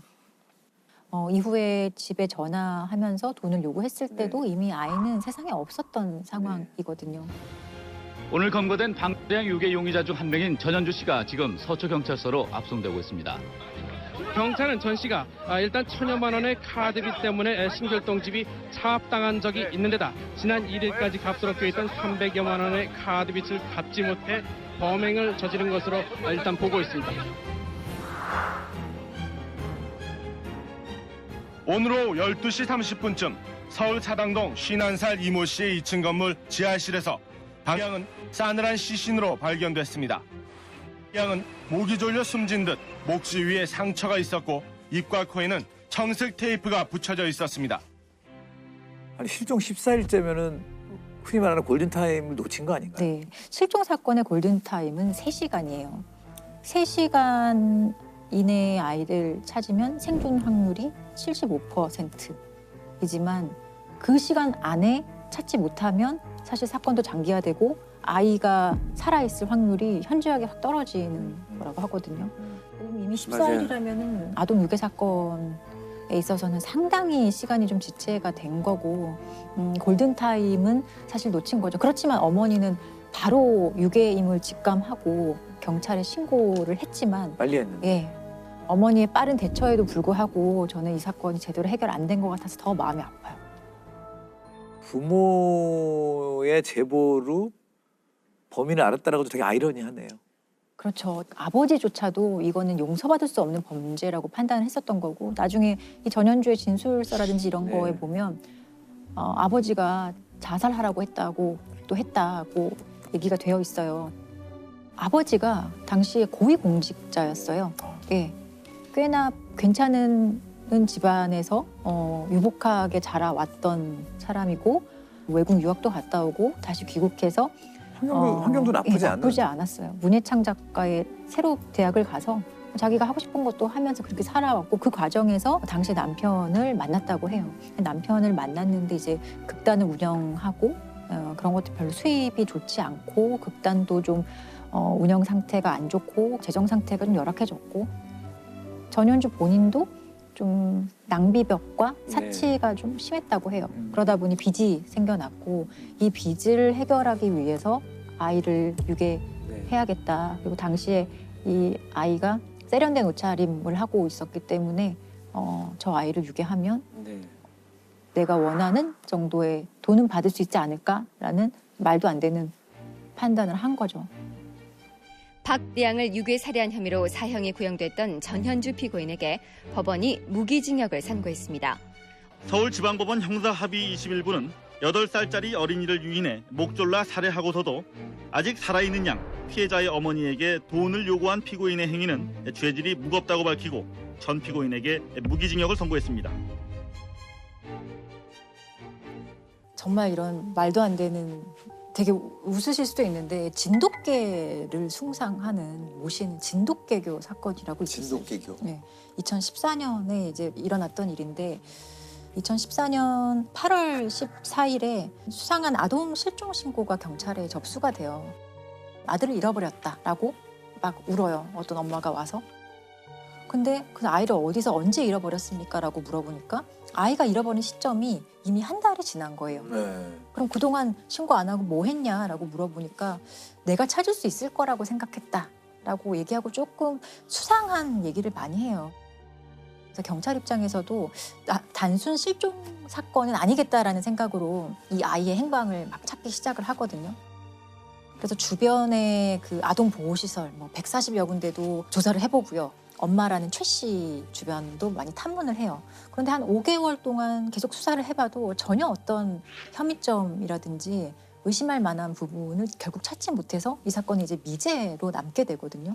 근데 미제로 남게 되었다가 2016년 2월에 이제 이 사건이 다시 이제 수면 위에 떠오르게 되게 돼요. 왜 떠오르게 돼요? 당시에 2016년 2월에 그 미취학 아동인데 실종된 아이들을 좀 집중적으로 조사를 했다고 해요. 근데 그 과정에서 실종 신고된 이 사건이 다시 이제 경찰이 보게 되고 이거는 단순 실종 신고가 아니겠다라는 판단에서 다시 한번 조사를 하게 돼요. 조사하는 과정에서 이 엄마 최 씨가 아이가 실종했다고 하는 시점을 전후해서 한 15일치의 그 휴대전화 통화 내역을 보는데 이상하게 그 통화의 상대방들이 강서구의 한 다세대 주택에 다 살고 있는 사람들이었던 거예요. 너무 이상하잖아요. 네, 그래서 그 다세대 주택을 살펴봤더니 사람들이 공동체 생활을 하고 있는 것 같은데 특별히 어떤 범죄 혐의점은 바로 찾을 수 없는 것 같았어요. 근데 그러다가 그 단체에서 탈퇴했다는 사람 하나를 만나게 돼요. 그래서 어렵게 경찰이 이 사람을 설득을 해서 어떤 일이 있었는지 확인을 하게 되는데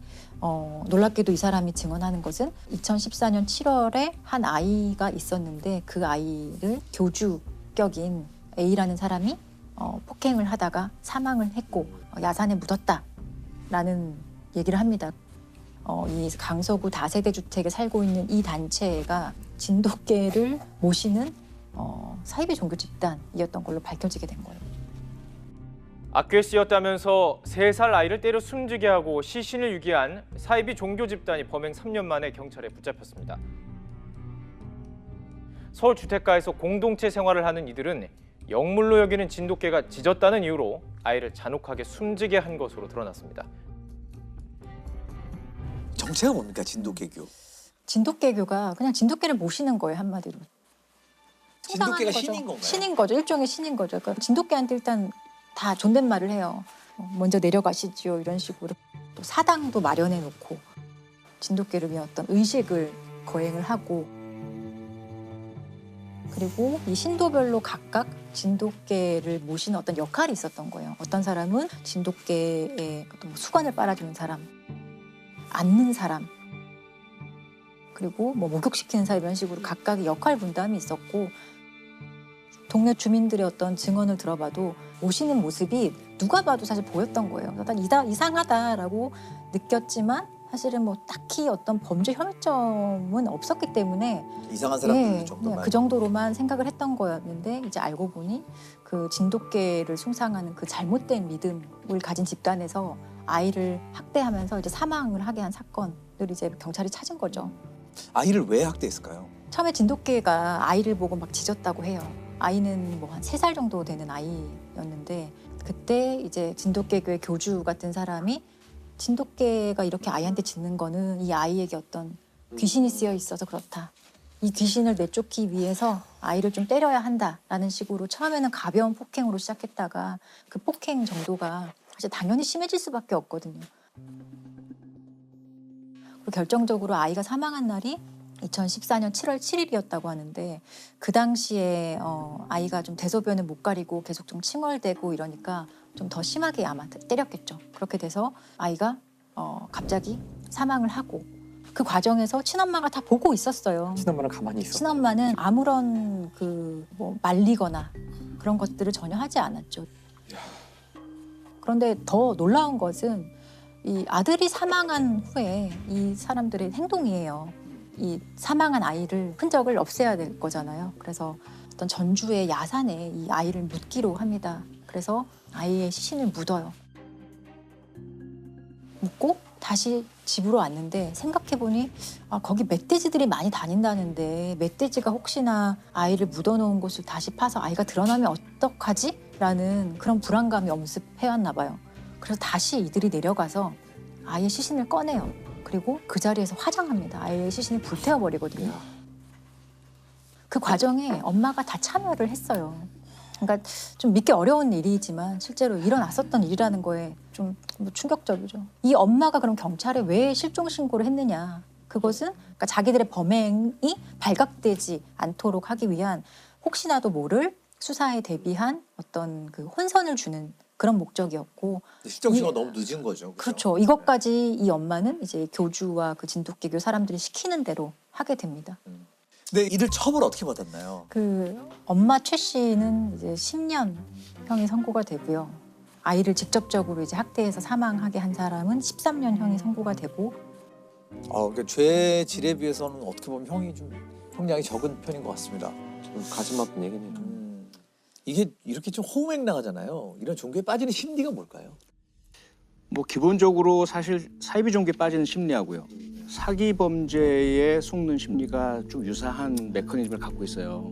앞서 음진리교 같은 경우 겉으로 뭐 의사라든지 전문직 성공한 사람이라 하더라도 외형적으로 그럴 뿐이지 이 사람들의 마음속에는 결핍이 있어요. 해소하지 못한 그런 심리적인 문제가 있거든요. 여기 두 번째 상황적 요인이 겹치게 됩니다. 예를 들자면 뭐 옴질리교 같은 경우는 일본의 95년 당시의 그 시대 상황이 있고 거기에 전반적인 삶에 대한 의미의 상실이라든지 뭔가 새로운 돌파구를 찾는다든지, 여기에 세 번째 이러한 상황을 노리는 이 범죄자들, 사이비 종교의 교주나 혹은 사기 집단이나 아주 촘촘하게 짜여진 전략이 들어갑니다. 처음에는 그냥 베풀어요. 당신 힘들지, 내가 들어줄게 라든지, 또는 그들이 갖고 있는 어떤 자존감, 낮은 부분들, 인정받고 싶은 욕구를 건드려주죠. 그러면서 그 다음에는 이제 외부와 차단을 시키죠. 다른 제3의 의견을 못 듣게 해요. 다른 사람의 조언이나 개입을 못하게 만들어버리고, 그리고 나서 소위 말하는 본전 심리가 들어가는 거죠. 그때까지 내가 바친 게 있는데 만약에 여기서 당신이 중단하면은 다 날아가는 거야. 이 세 가지가 합쳐졌을 경우에 사실상 여기서 벗어나기가 쉽지가 않고요. 이 세 가지를 다 와해시켜야만 피를 막을 수가 있죠. 뭐 종교 부모를 선택하는 것은 개인의 정말 어떤 신념이고 개인의 선택 문제이거든요. 본인이 판단 능력이 미약해서건 환경적으로 취약해서건 이런 종교를 선택하고 본인이 그렇게 살겠다고 하면 본인이 책임져야 될 문제거든요. 근데 정말 여기서 이제 문제가 되는 거는 이런 진돗개교 사건처럼 자신의 의사와 상관없이 아이 같은 경우나 의사를 표현할 수 없는 사람들이 그게 세상의 전부인 것처럼 살다가 이렇게 억울하게 죽는 사건이 꽤 있다는 거죠. 사회적으로 이들에 대해서 다른 시각으로 바라봐줄 필요가 있을 것 같아요. 그냥 그런 가족을 둔 부끄러운 사람이 아니라 이 사람들도 피해자들일 수 있다라는 생각이 좀 들었어요. 2015년에도 참 안타까운 아동학대 사건이 있었죠. 인천에서 발생한 사건인데요. 한 슈퍼마켓 주인의 경찰 신고 전화로부터 이 사건이 이제 밝혀지게 됩니다. 이 슈퍼마켓에 아이가 한 명 들어오는데요. 슈퍼마켓 주인은 이 한눈에 보기 한 6살 정도라고 생각을 했어요. 그런데 실제로 이 아이는 놀랍게도 11살이었습니다. 도대체 어떻게 이런 상황이 되었느냐. 이 아이는 자기 아버지 친부, 그다음에 아버지의 동거녀, 그리고 동거녀의 친구, 요렇게 이 세 어른에게서 지속적인 이제 학대를 받았던 것인데요. 거의 뭐 2년 넘는 기간 동안 이런 지속적인 학대를 받으면서 11살짜리 어린이가 4살 아이 평균 몸무게 정도에 해당될 정도로 너무나 영양실조에 걸려 있었고요. 그다음에 발견 이후에 의학적인 진단 치료 검사를 해보니까 늑골이 2개가 부러져 있었고 온몸에 심각한 멍이 든 이런 상태였습니다. 이 아버지는 게임에만 집에 있어 몰두하면서 자기가 생각했을 때 뭐 말을 안 듣는다든지 귀찮게 한다든지 이러면 주먹, 발로 마구 때리기도 했고요. 그다음에 이 행거, 옷 거는 거 있잖아요. 그 쇠파이프로도 막 때리기도 했습니다. 그리고 이 어린아이를 며칠간 밥을 안 주고 굶기기도 했고요. 그리고 손 노끈으로 막 묶고 결박을 한 채로 이 뒷 베란다, 창고 같은 거 이런 데 막 감금해 두기도 했었어요. 그러니까 이 어린아이가 너무 힘들고 괴롭고 고통스럽고 배가 고파가지고 묶여있던 노끈을 가까스로 풉니다. 그리고 이 높은 2층 베란다를 탈출을 해가지고 땅으로 내려와서 가까운 슈퍼마켓에 들어갔었던 거예요. 11살 여자아이가 배가 너무 고파서 맨발로 집에서 탈출했는데 몸 곳곳이 멍들어 있었고 친아버지와 동거녀가 2년 넘게 집에 가둬놓고 이렇게 만들었다고 합니다. 소녀의 키는 120cm, 초등학교 5학년 나이인데도 몸무게는 4살 평균인 16kg에 불과했습니다. 지난 12일 낮 자신의 집인 빌라 2층의 세탁실에서 가스배관을 타고 탈출했습니다. 집안 욕실과 세탁실에 갇히길 수십 차례, 동거녀와 살며 인터넷 게임에 빠져 산 아버지는 딸이 남은 음식을 찾아 먹으면 매질을 했고 일주일 넘게 밥을 주지 않을 때도 있었다고 경찰은 밝혔습니다. 이게 학대가 굉장히 심한 경우인데 주변에서 눈치를 못 챘을까요? 범죄 심리학자들 다수가 아동학대 피해자 분들을 이제 생존자라고 불러요. 예, 가장 일상적이면서도 함께 사는 가까운 사람에 의해서 벌어지기 때문에 잘 드러나지가 않죠.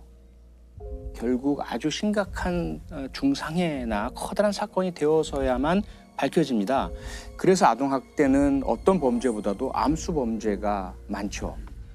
그리고 실제 아동학대의 80%는 그렇게 가정 내에서 일어나는 아동학대가 80%고 우리가 알 수가 없는 경우가 대부분이죠.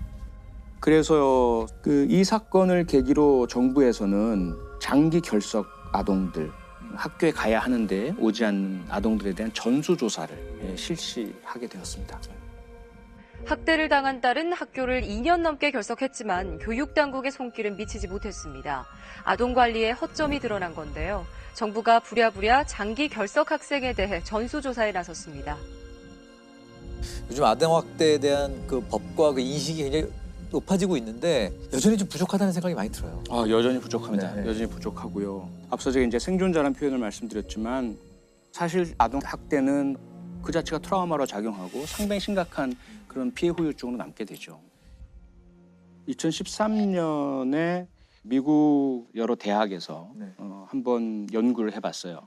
아동학대 피해자들과 아동학대를 당하지 않은 아이들 사이에 그 fMRI라 그래서 자기공명 영상으로 뇌를 이제 촬영을 해본 거예요. 그랬더니 아동학대 피해자들에게서 나타나는 독특한 현상이 전전두엽하고 해마 부위를 연결짓는 곳에 손상이 많이 발견이 됐어요.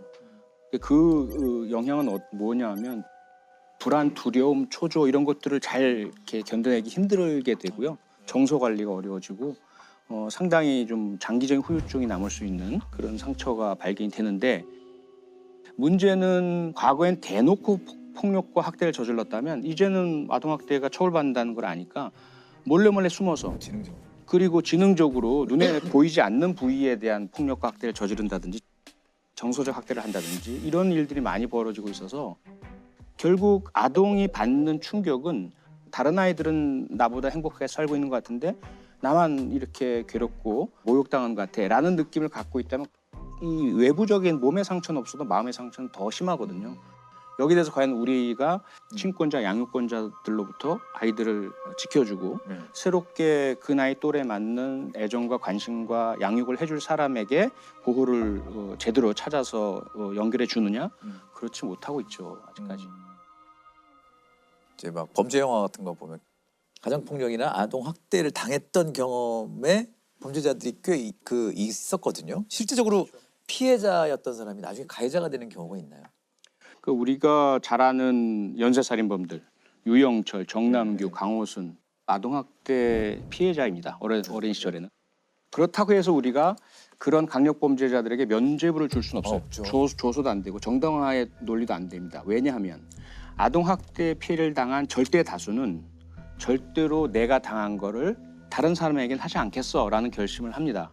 그래서 오히려 그 의지로 다른 사람을 지켜주고 보호해주는 사람 모범적인 시민이 되는 경우가 가장 많고요. 또 다른 분들은 그 학대 피해 후유증을 잘 이겨내지 못하고 아동학대 피해 후유증을 안고서 우울증이라든지 정신과적인 질환을 앓으시면서 힘들어하시는 분들이 그 다음에 다수고요. 아주 극소수가 자신이 받은 아동학대 피해를 학습을 하죠.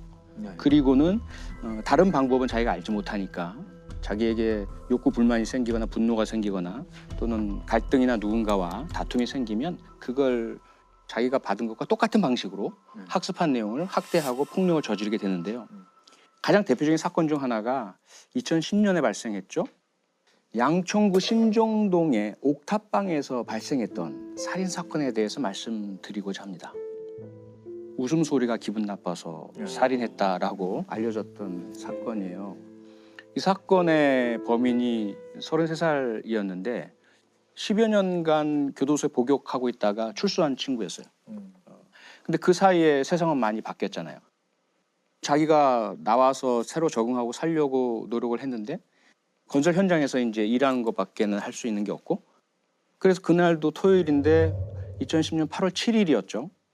이 사람이 일이 없었어요. 다른 사람들은 다 가는 자기는 안 불러준 거죠. 그래서 그때 일하러 갈 때 필요한 망치, 칼, 이런 장비들을 든 가방을 가지고 동네를 돌아다니다가 어린이 놀이터에 혼자 이렇게 앉아 있었던 거예요. 그런데 어디선가 웃음소리가 들린 거죠.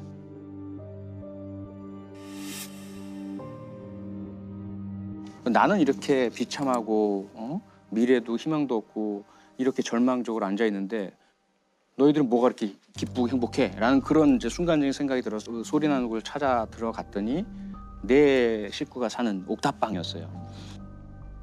엄마가 아이들과 함께 TV를 보고 있었고 그 웃음소리는 TV에서 나온 소리였어요. 근데 이제 엄마가 깜짝 놀라잖아요. 낯선 사람이 이렇게 들어서니까. 그랬더니 가방 안에 있던 망치를 꺼내가지고 그냥 이렇게 머리를 가격을 한 거예요. 그런데 그때 아빠가 화장실에 계시다 나오고 또 그 장면을 보니까 가방에서 칼을 꺼내서 아버지를 또 찔렀어요. 결국은 아버지는 돌아가시고 어머니는 중상을 입고 중환자실에 오랫동안 치료를 받으시는데 그리고는 그냥 가버렸어요. 가정집에 침입해 이유 없이 가장을 살해한 신정동 살인사건의 범인이 잡혔습니다. 윤 씨는 신정동 일대를 배회하다 단란한 주말 저녁을 보내던 가족들에게 흉기를 휘둘렀습니다. 경찰로서는 그 현장에 갔는데 미스터리인 거죠. 이게 도대체가 범행 동기가 불분명하죠. 범행 동기가 불분명한 거예요. 부모님이 무슨 원한 관계가 있나? 아무리 찾아봐도 원한 지금 사람도 없고 불만가진 사람도 중에 아무도 없는 거예요. 오직 CCTV에서 발견된 모습이 있어요. 그 현장에 떨어진 모자, 인상착의. 도대체가 풀리지 않는 미스테리로 30일 넘게 계속 현장 주변에서 탐문하고 그러다 이제 36일째 되는 날 갑자기 형사 한 분이 잠깐 차를 세운 거예요. 창밖에 그 CCTV에 찍힌 것과 똑같은 옷을 입은 똑같은 가방을 든 사람이 걸어가고 있는 거예요.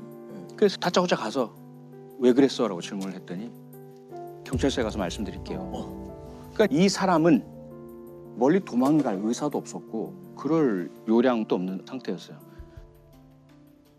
그러니까 제가 한 4시간 면담을 하면서 도대체 어떻게 살아왔는지 왜 그랬는지를 따져보니까 이 친구가 어린 시절부터 자기 아버지로부터 극심한 가정폭력, 온 가족이 다 폭행을 당했어요. 술만 드시고 막 집안 다 때려 부수고 어머니 폭행하고 아이들은 도망 다니고. 그런데 이 사람이 그 아버지가 하던 행패를 학습을 한 거예요. 조금만 기분이 나쁘면 술 마시고 자기 아버지가 하던 걸 똑같이 하다가 그걸 강력범죄에 저지르고 잘못된 선택을 하게 되고 결과적으로는 뿌리는 아동학대더라 이 말이죠. 현장 검증에서 윤 씨는 행복한 가정의 웃음소리가 자신의 처지와 비교돼 범행을 저질렀다고 말했습니다. 나 자신은 이렇게 비참하게 살아가는데 그 다른 사람들의 행복하게 살아가는 모습이 너무나도 저와 비교돼가지고 순간적으로 그런. 경찰은 윤 씨에 대해 살인 혐의로 구속영장을 신청했습니다. 물론 전적으로 본인 책임입니다. 그렇습니다. 그렇다 하더라도 본인이 절대로 다른 사람을 해치지 않겠다는 기본적인 신념을 가지고 살아야 되지만 만약에 어린 시절에 아동학대 당하고 가정폭력의 피해자였을 때 사회가 제대로 개입해서 보호하고 교육하고 치료하고 그런 개입을 했었더라면 과연 이 무고한 피해자들이 생겼겠느냐라는 거죠. 그렇습니다. 예. 또 아동학대 사건입니다. 경남 창녕에서 온몸이 멍투성이가 돼 인천에서 아동학대로 의심되는 사망 사건이 또 발생했습니다.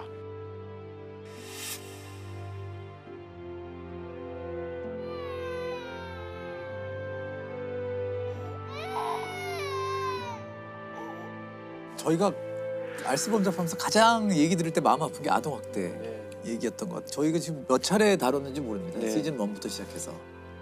아동학대 얘기는 부단히 계속 저희가 드리는 이유가 분명히 있을 거라는 생각이 많이 들어요.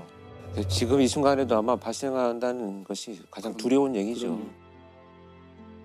나의 의사와 상관없이 친밀해하는 사이가 있죠. 가족이죠, 바로. 가족이고 오늘 말씀드리고 싶은 것은 가정에서 일어나는 성폭력. 가정폭력이 사실 폭력으로 인식되는 데까지 우리가 되게 오랜 시간 걸렸듯이 친족 성폭력 문제도 사회의 문제, 개인이 해결할 수 있는 개인적인 문제가 아니다라는 것에 대해서 인식을 한 지가 그렇게 오래되지 않았어요. 의붓 아버지 살인 사건입니다. 92년 1월 17일에 이제 경찰서로 강도 신고가 옵니다. 한 가정집에 강도가 침입했다는 신고였고 현장에 경찰에 가보니 안방에서 어떤 중년 남성이 누워서 가슴에 칼에 찔린 채 이미 사망을 해 있었고요. 중년 남성의 딸이 공업용 테이프로 손발이 묶인 채 근처에 있었어요. 집에 현금이 좀 없어진 걸로 확인이 됐고 현장을 조사하던 경찰이 좀 이상한 점을 발견을 해요. 사망한 피해자의 딸 A라고 할게요. 이 A가 이미 대학생이었는데 아빠와 함께 잠을 자고 있었던 것으로 보이는 흔적을 발견했거든요. 대학생 딸이 아빠랑 자는 게 그렇게 일반적이지는 않잖아요. 그래서 수사관이 조금 이상하다고 의심을 했었고 아버지를 칼로 찌르고 금품을 훔쳐간 강도가 딸은 전혀 건드리지 않았다는 점, 그리고 일반적인 강도 사건과 조금 다르다고 이제 경찰이 판단을 해요. 그리고 또 살펴보니 이 아버지는 A의 친아버지는 아니고 의붓 아버지였다는 점을 이제 확인을 했어요.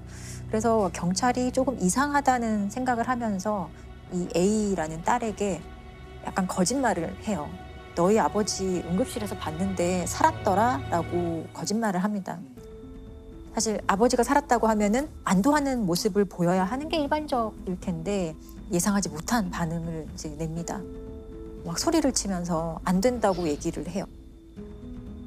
그리고 현장에서 제3자의 지문이 발견이 되었어요. 근데 그 지문은 A 양과 같이 대학교를 다니는 이제 B군의 지문이었고 체포가 되고 A 양이 내가 죽였어요. B군은 잘못이 없습니다라고 이제 얘기를 합니다. 의붓 아버지를 살해한 범인은 바로 이 A 양과 A 양의 남자친구 B군이었던 거예요.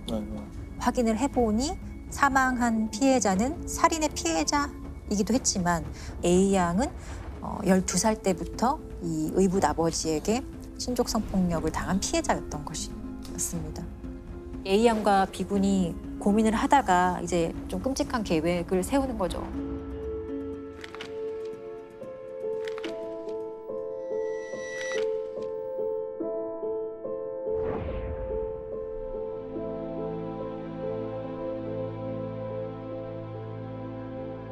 A는 어렸을 때 어머니가 재혼을 해요. 7살 때 재혼을 하고 이 의붓 아버지를 만나게 되는데 A 양이 12살이 되던 해부터 이제 상습적으로 A 양을 이제 성폭력하기 시작을 했는데 처음에 성폭력은 가족들 몰래 A 양 성폭력하다가 A 양의 어머니가 이걸 다 알게 되었어요. 근데 그럼에도 불구하고 중단하지 않고 이제 그때부터는 아예 대놓고 노골적으로 계속 성폭력하기 시작을 해요. A 양의 어머니에게도 이 사실을 알리면 죽여버리겠다는 식의 협박을 일삼았고 한 번은 이 A 양과 A 양의 어머니가 경찰에 신고를 한 적이 있다고 해요. 근데 이 A 양의 의붓 아버지의 직업이 이제 검찰청의 간부였던 당시에 경찰이 A 양의 아버지를 보고 검찰청 간부인 걸 확인하고 그대로 그냥 돌아간 적이 있다고 하거든요. 그때는 완전히 무기력해졌겠죠. 공권력에 대한 어떤 최소한의 기대나 희망이 완전히 사라지는 순간이었을 거라고 생각하거든요. A 양은 결국에 이제 20살이 돼서 대학을 가게 되는데 기숙사 생활을 하게 되거든요. A 양의 아버지는 그 A 양의 그 학교 시간표까지 관리를 하면서 일거수일투족을 다 감시하고 그때 또 아버지가 계속 성폭력을 또 자행을 했던 거거든요. 그러다가 A 양이 이제 이 B군을 만나게 되거든요. 다행히도 B군은 A 양의 이런 그 피해 사실을 다 알고도 A 양을 진심으로 사랑했고 A 양을 도와주기 위해서 무척이나 노력을 합니다. 한 번은 A 양과 B군이 함께 아버지한테 가서 교제를 허락해 달라는 그런 요청도 하는데 절대 안 된다. 눈에 띄지 마라. 그래서 이 과정에서 사실 A 양과 B군은 어떤 방법을 동원하더라도 이 의붓 아버지의 범행을 중단할 수 없겠구나라는 생각을 해요. 이 의붓 아버지가 죽어야 끝나겠구나라는 판단을 했던 것 같고 B군이 집에 와서 잠들어 있는 아버지를 칼로 심장 부위를 찔러서 바로 이제 살해합니다. 그리고 강도인 것처럼 보이기 위해서 그 A 양의 손발을 다 묶고 현금도 없애고 또 집도 막 흐트러 놓고 이런 식으로 이제 이 사건의 전말이 이제 다 밝혀지게 된 거죠. 경찰의 신고나 법의 판단을 받을 수 없다라고 판단한 것 같아요. 너무 절망적이었을 것 같은데. B군의 부모님이 이제 이런 상황을 모두 확인을 하고 아들과 이 A 양을 도와야겠다라는 판단을 하고 한국 성폭력 상담소를 찾아가서 사건을 알리고 도움을 요청을 해요. 아, 당시에도 그런 기관이 있었어요? 네, 있었어요.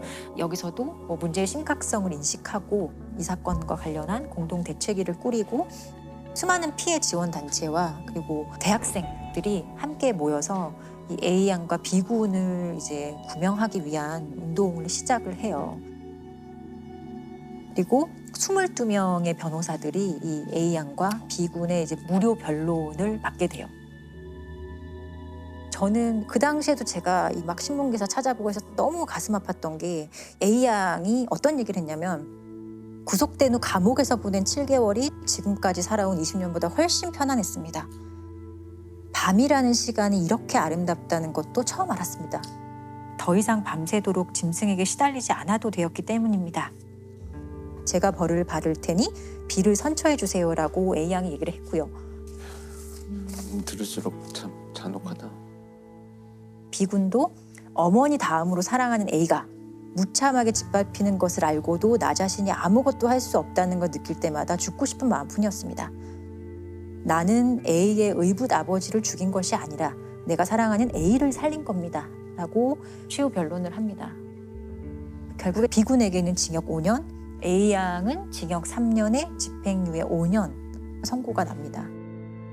자신을 성폭행해온 의붓 아버지를 살해한 혐의로 기소된 피고인에게 징역 3년에 집행유예 5년을, 그리고 피고인에게는 징역 5년을 선고한 원심을 확정했습니다. 양의 경우 범행 과정 내내 소극적으로 개입해온 점을 고려해서 징역 3년에 집행유예 5년을 선고한다고 밝혔습니다. 그러나 그는 범행을 사전에 계획해 직접 저질렀고 결과적으로 엄정한 법 질서를 무너뜨린 점이 인정돼 징역 5년에 실형을 선고하지 않을 수 없다고 재판부는 밝혔습니다. 이게 사회적으로 너무 이제 이슈가 됐었던 사안이고 이들이 살인을 할 수밖에 없었던 이유에 대해서 사실 많은 사람들이 공감을 했었던 사안이라서 결국에는 이들에 대해서 특별 사면과 이제 복권을 단행을 하는데요. A 양은 사면이 되고 이 B군도 남은 형기의 절반을 이제 감형받게 돼요. 이런 식으로 사건은 이제 종결이 됐고요. 이게 단순히 어떤 피해나 피해 가족의 개인적인 불행인가? 우리 사회가 고민해봐야 되지 않을까라는 고민을 시작하면서 신족성폭력의 심각성에 대해서 이제 사람들이 관심을 드디어 가지게 되죠. 그리고 94년 4월 1일부터 시행된 성폭력 범죄 처벌 및 피해자 보호 등에 관한 법률이라는 것이 최초로 우리나라에 시행이 됩니다. 이 법률이 제정되면서 처음으로 친족관계에 의한 강제 추행이 이제 법률적으로 개념이 잡히고, 이 친족 성폭력은 좀 줄어들었나요?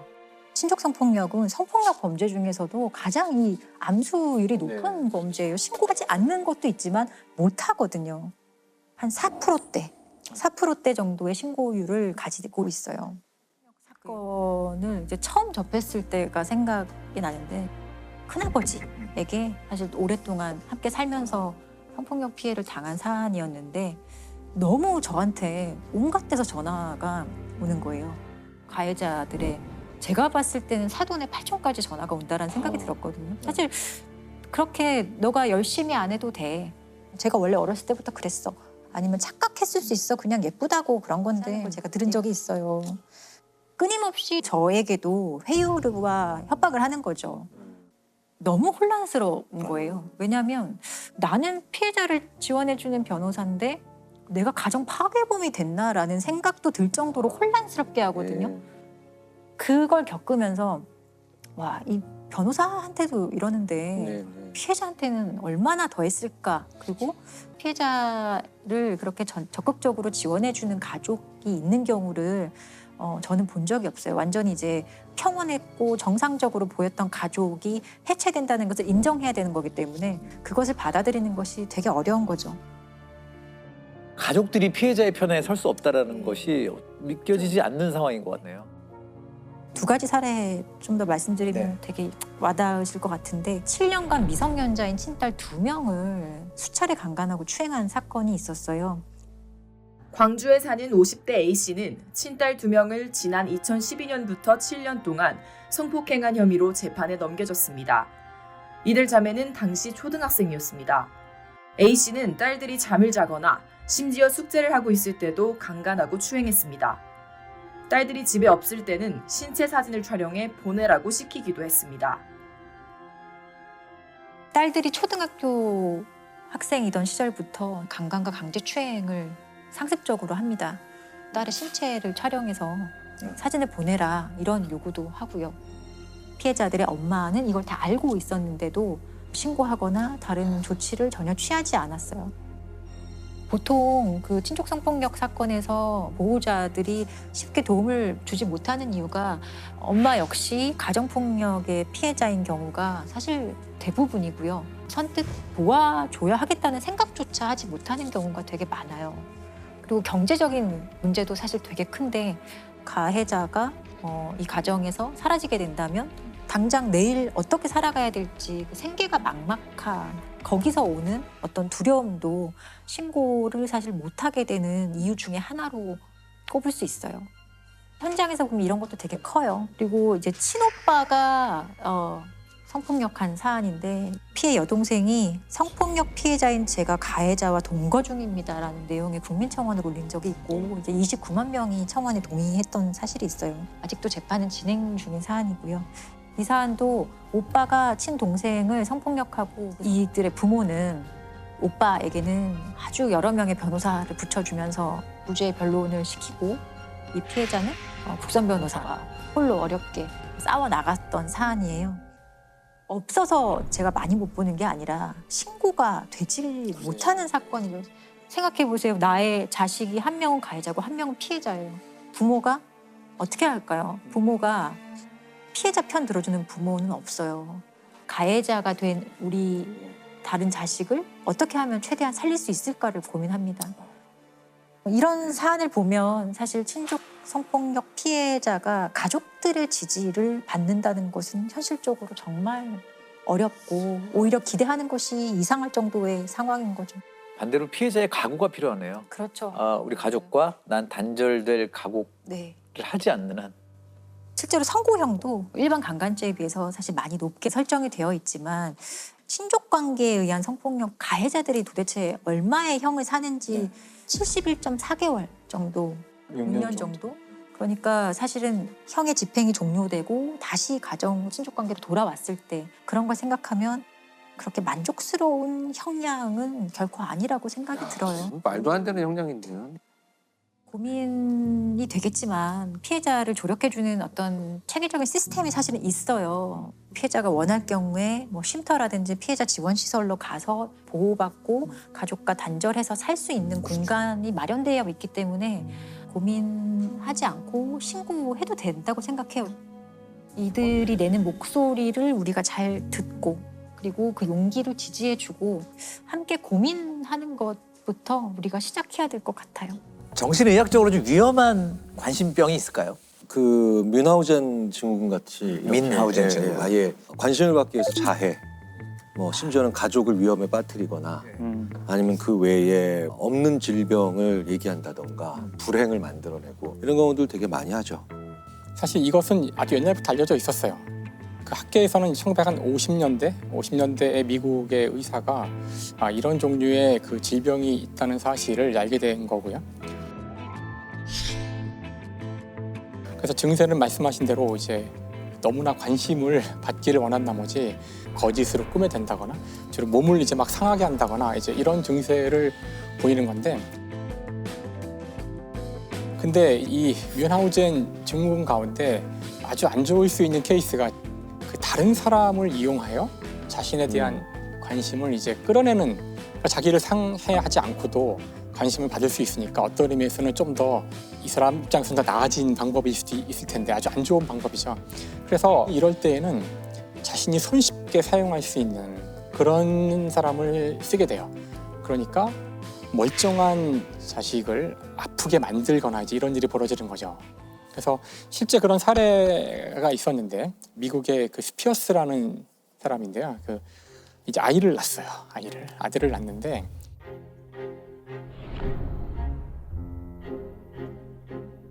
그런데 그 아들이 어릴 때부터 굉장히 몸이 약했다고 하더라고요. 주장했었어요. 그래서 아들을 낳아서는 그 아들을 키우는 과정을 SNS에 육아 일기처럼 쫙 올린 거예요.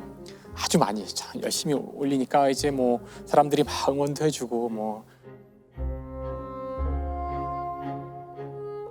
근데 결국에 이 아이가 한 5살쯤 됐을 때 결국 이제 죽게 돼요.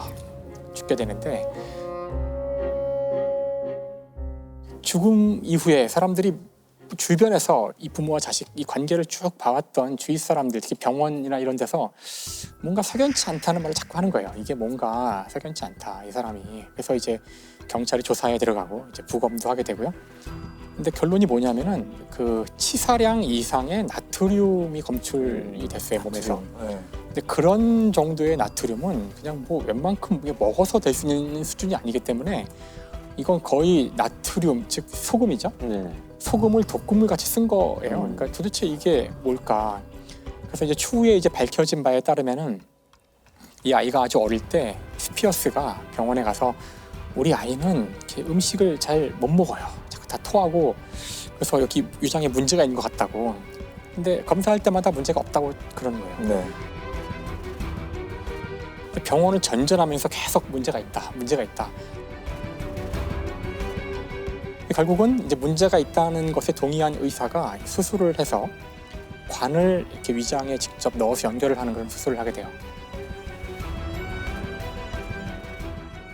그 아무런 건강에 이상이 없는 아이를. 그렇게 볼 수 있죠. 그래서 그 관을 통해서 음식을 넣고 있었던 거예요. 근데 이 죽음이 있었던 그 한 며칠 전에 그 CCTV를 쭉 분석해 보니 이 엄마가 이 애를 데리고 화장실에 잠깐 갔다 오는데 뭘 했는지 모르죠. CCTV는 없으니까 그쪽에는. 그 이후에 애가 이제 서서히 상태가 안 좋아진 거예요. 그래서 나중에 이제 밝혀진 바로는 바로 그 관을 통해서 그 소금물을 다량으로 이제 거기에 이제 넣은 거죠. 계속 넣어서 결국은 그것 때문에 나트륨 중독으로 이제 아이가 사망에 이른 거예요. 그럼 아이가 아픈 그런 것들을 계속 SNS나 뭐 이런 데 올리고. 그렇죠. 근데 아이가 일단 처음엔 뇌사 상태에 빠지게 되는데 뇌사 상태에 빠졌을 때에도 그 사진을 200장이나 찍었다 그러는데 사실 그 상태에서 그 정상적인 부모라면은 너무나 당황스럽고 너무나 슬퍼서 경황이 없어야 될 텐데 그러니까 정말 끔찍한 거죠. 사실 이거는 진짜 끔찍한 거죠. How could a mother ever treat her innocent child in such a callous, inhumane, and calculating manner? Do you even realize the magnitude of your crime? It's a sentence of 20 years to life, 5 less than the maximum, 5 more than the minimum. 결국 이제 다른 사람을 이용하는 뮌하우젠 그 증후군이고 사실 이 뮌하우젠 증후군이 SNS를 만나면서 어떤 의미에서 이제 물 만난 고기가 됐다고 할까? 근데 이 사례만 있었던 것은 아니에요, 사실은. 이런 사례가 생각보다 적진 않더라고요. The West Virginia mom, accused of injecting her son's IV with feces at Children's Hospital, is going to go to trial in August. These are pictures Candida Flutie posted on her Facebook page. They show her son in the hospital being treated for Hirschsprung disease. The Dallas mother, accused of subjecting her son to more than a dozen surgeries and hundreds of hospital visits, even though he was not sick, faced a judge today.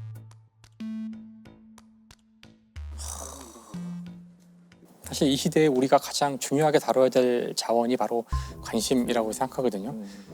끊임없이 그 여러분의 관심을 단 1분이라도 더 끌기 위해서 알고리즘을 개발하고 전 세계의 모든 기업들이 바로 우리의 관심이라는 자원을 놓고 싸우고 있다는 거죠. 근데 우리가 거기에 많이 빼앗기고 있죠. 관심을 자기의 통제를 벗어나는 정도까지 빼앗기기 시작하는데 언제나 우리가 이야기했듯이 그 뭐든 지나치면 이제 굉장히 위험한 거죠. 그래서 다른 사람의 관심을 바라는 것은 인간의 자연스러운 본성이고 그건 참 좋은 일이죠. 사실 관심 받으면 기분 좋은 일이고 아까도 제가 가서 사진 찍어서 인별에 올렸지만 기분 좋더라고요. 하지만 이것이 과해지면 범죄가 되고 끔찍한 일이 될 수도 있고 이렇다는 거를 이야기하는 그런 시간이 됐으면 좋을 것 같아요.